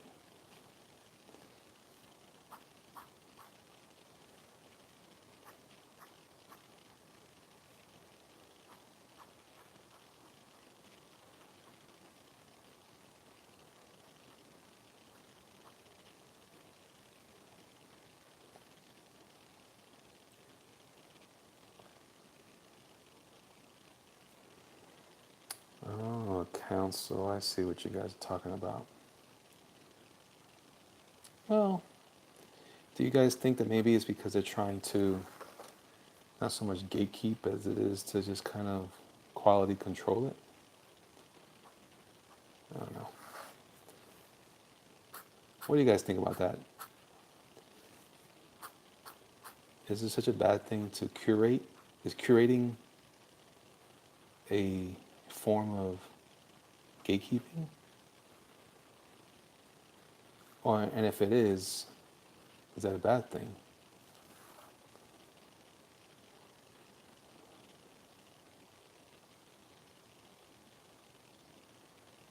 Yeah, I agree with that.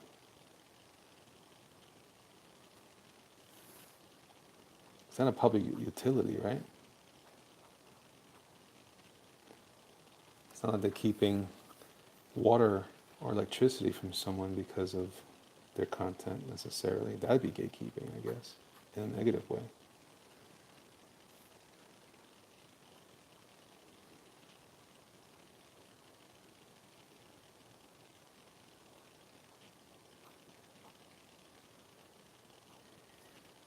See, I like these pens. I like that they're simple.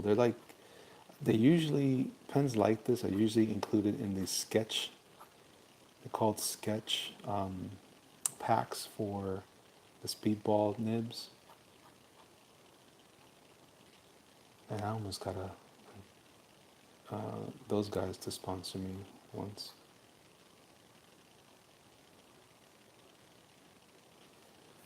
That's cool stuff. I like it. It isn't, it's not, it's no brush. It's not the same as brush, but it's just as effective, I think, in my opinion.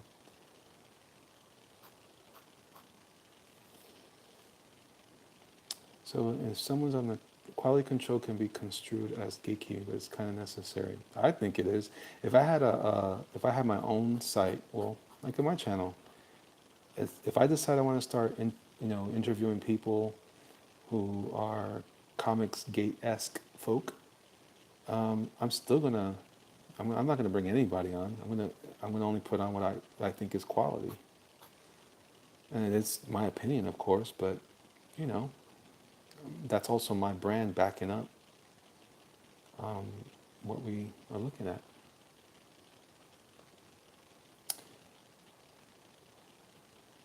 Uh, I like the word nibs. I can't be alone, right?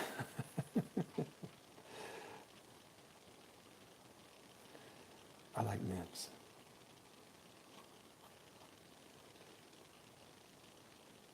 Imagine backing some hot garbage. Well, you know, you could be backing mortal wounds, and that'd be bad.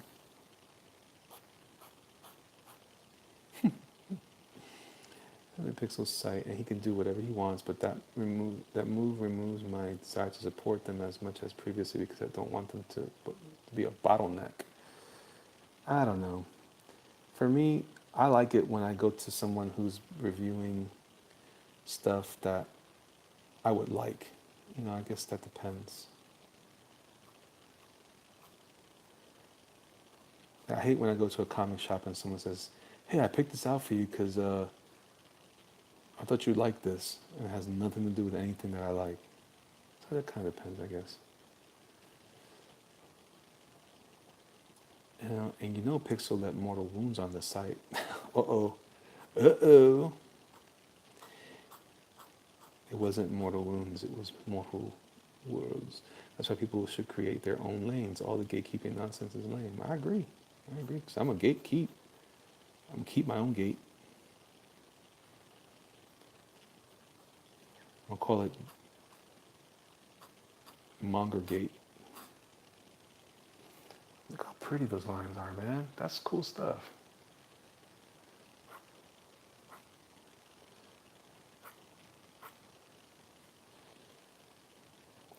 I backed Della Rose before he showed his true colors. By the time he took shots at my man Ben Jones, it was too late to refund. You know what? That guy's name comes up a lot these days. How can we just vanquish him from our vocabulary, from our lexicon? Let's get rid of that guy. Let's get rid of that guy's name from our lexicon. From this day forward, no, he shall not be named amongst us. It is, isn't it? Lucy was checking, now he's controlling to his own ends. It's a difference, is all. Yeah, well, you know. People are strange when you're a stranger. $50 archery target.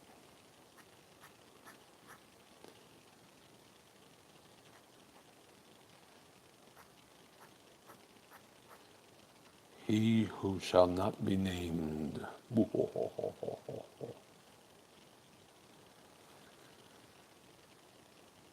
do you guys think? I like this. I like this mucho. Bésame, bésame mucho, como si fuera esta noche la última vez. Bésame, bésame mucho, que tengo miedo perderte, perderte después.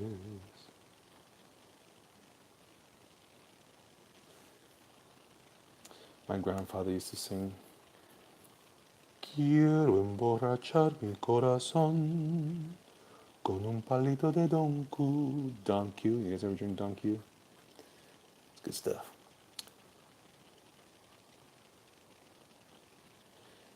Ah, interesting.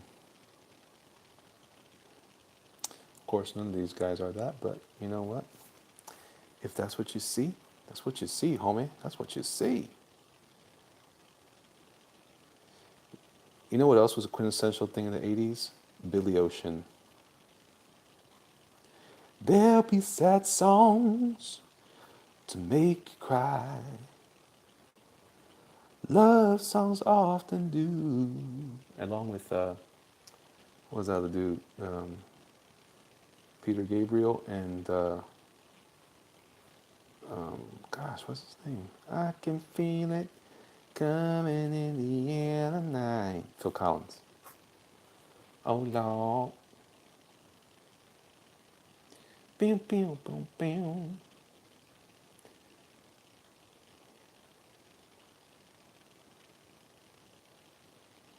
I've been waiting for this moment all my life.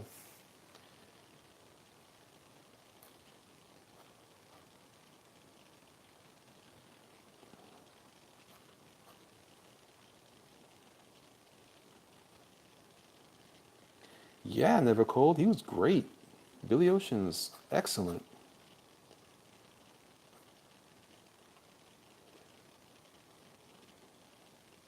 And of course, the immortal Luther Vandross. That guy poured into the 90s something fierce, man. Ooh. Creep, creep, creep, creep. Dum, dum, dum. Boys to Men. Boys to Men, they were alright. I never really cared too much for them. Film clip for When the Going Gets Tough. Which was that?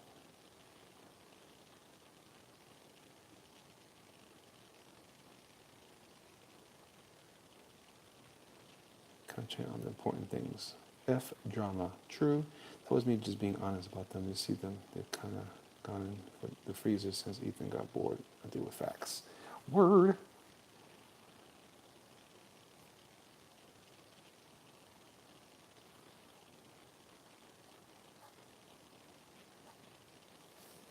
Look at that. Look at that. All their songs are about their girlfriend, wife cheating on them, and they're completely cool with that. And they're a bunch of country singers. Boys to Men, the country album.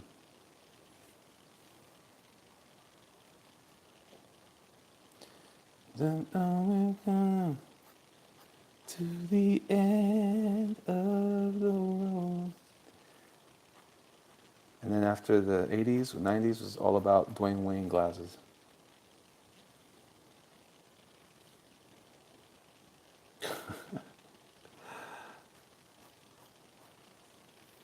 I like mint condition. Pretty brown eyes, you know I see them. It's a disguise the way you treat me.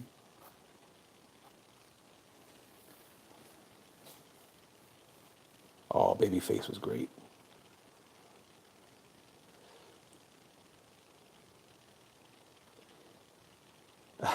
No, you're not the last one.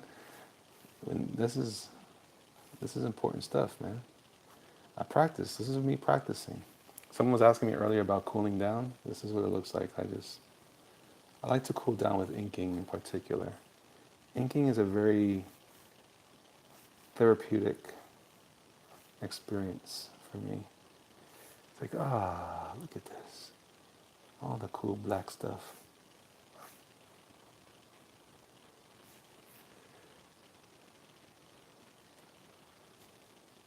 Let me get this guy. I'm bored with that guy. Let's do my space alien guy, space helmet.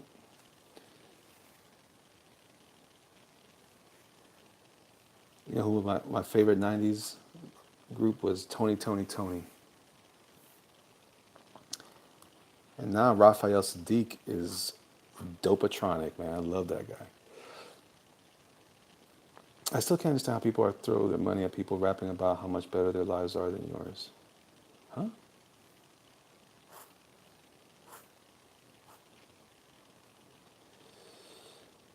I hoped it would come true that one day there, Prince Charming would rescue you. Thinking is how the guru Elliot finds his zen. It's true. It's true. Oh, Guy, Javier. Guy. Oh, jam. Oh, jam. Jam. Teddy jam for me. Whoa. Teddy jam for me. I got a heavy metal and hard rock later in life just before I was all about New Jack Swing. Oh yeah, oh yeah, oh yeah. Milli Vanilli, not so sure about that. Did not care for Milli or Vanilli. I like vanilla ice cream. Does that count? And then Keith Sweat with his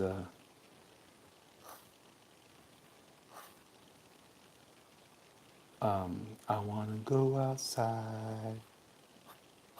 I wanna go outside in the rain. Once the rain starts falling on my face, and I'm gonna see, oh no, better days. Why, Why? Why? Why? And Troop, remember Troop?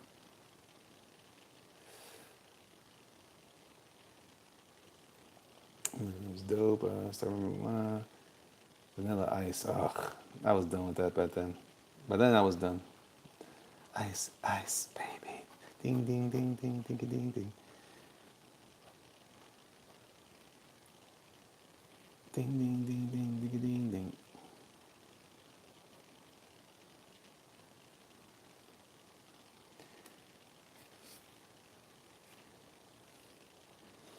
Ding, ding, ding, ding, ding, ding, ding.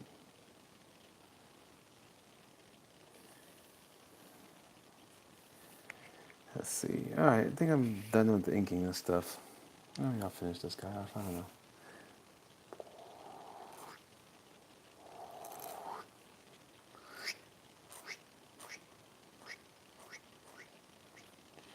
He's cool. He's a cool alien guy. I like him. The 90s was the decade. Pressure coming down on me. Pressure coming down on me. Which was that? Go Ninja. Oh, God. Under pressure. Down on me. I prefer the original. Under pressure.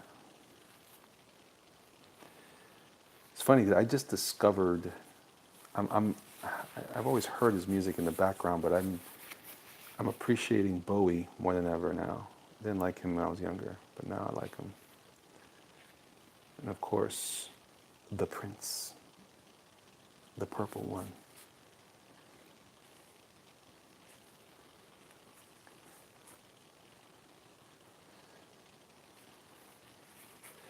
Let's see here. I knew a girl named Nikki, I guess you can say she was a sex fiend. I met her in a hotel lobby, masturbating with the magazine. Will I get in trouble for saying that on YouTube?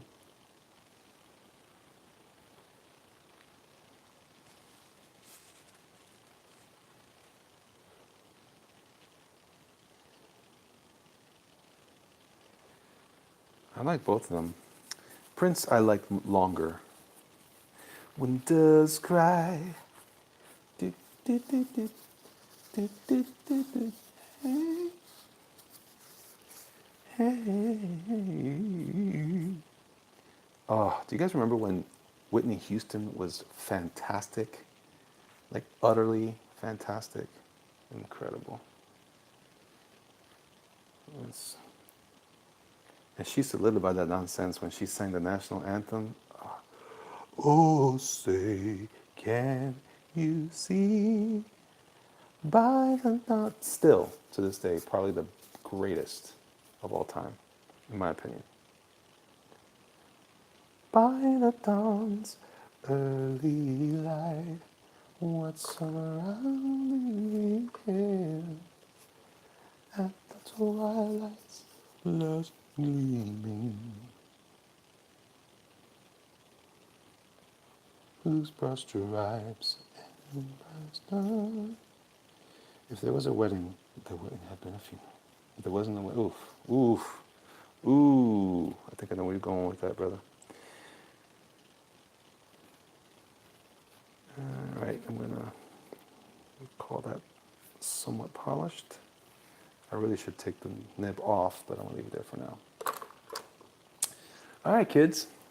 I have had a blast tonight. I appreciate you guys hanging out with me and making me feel welcome on my own channel. Hope that you guys had a good time. I want to encourage all of you, if you haven't heard me say this earlier, that if you join my Patreon this month at the $3 level, you subscribe, that will enter you into a raffle to win this piece of art. This will probably be the last piece of art that I do, what do you call it, at this size for that Patreon channel. So if you're interested, this is the one time you're gonna get this size of art. I'm gonna switch back down to a smaller tile size to make it easier for me to sell or share or whatever. So just letting you guys know, join it, don't delay.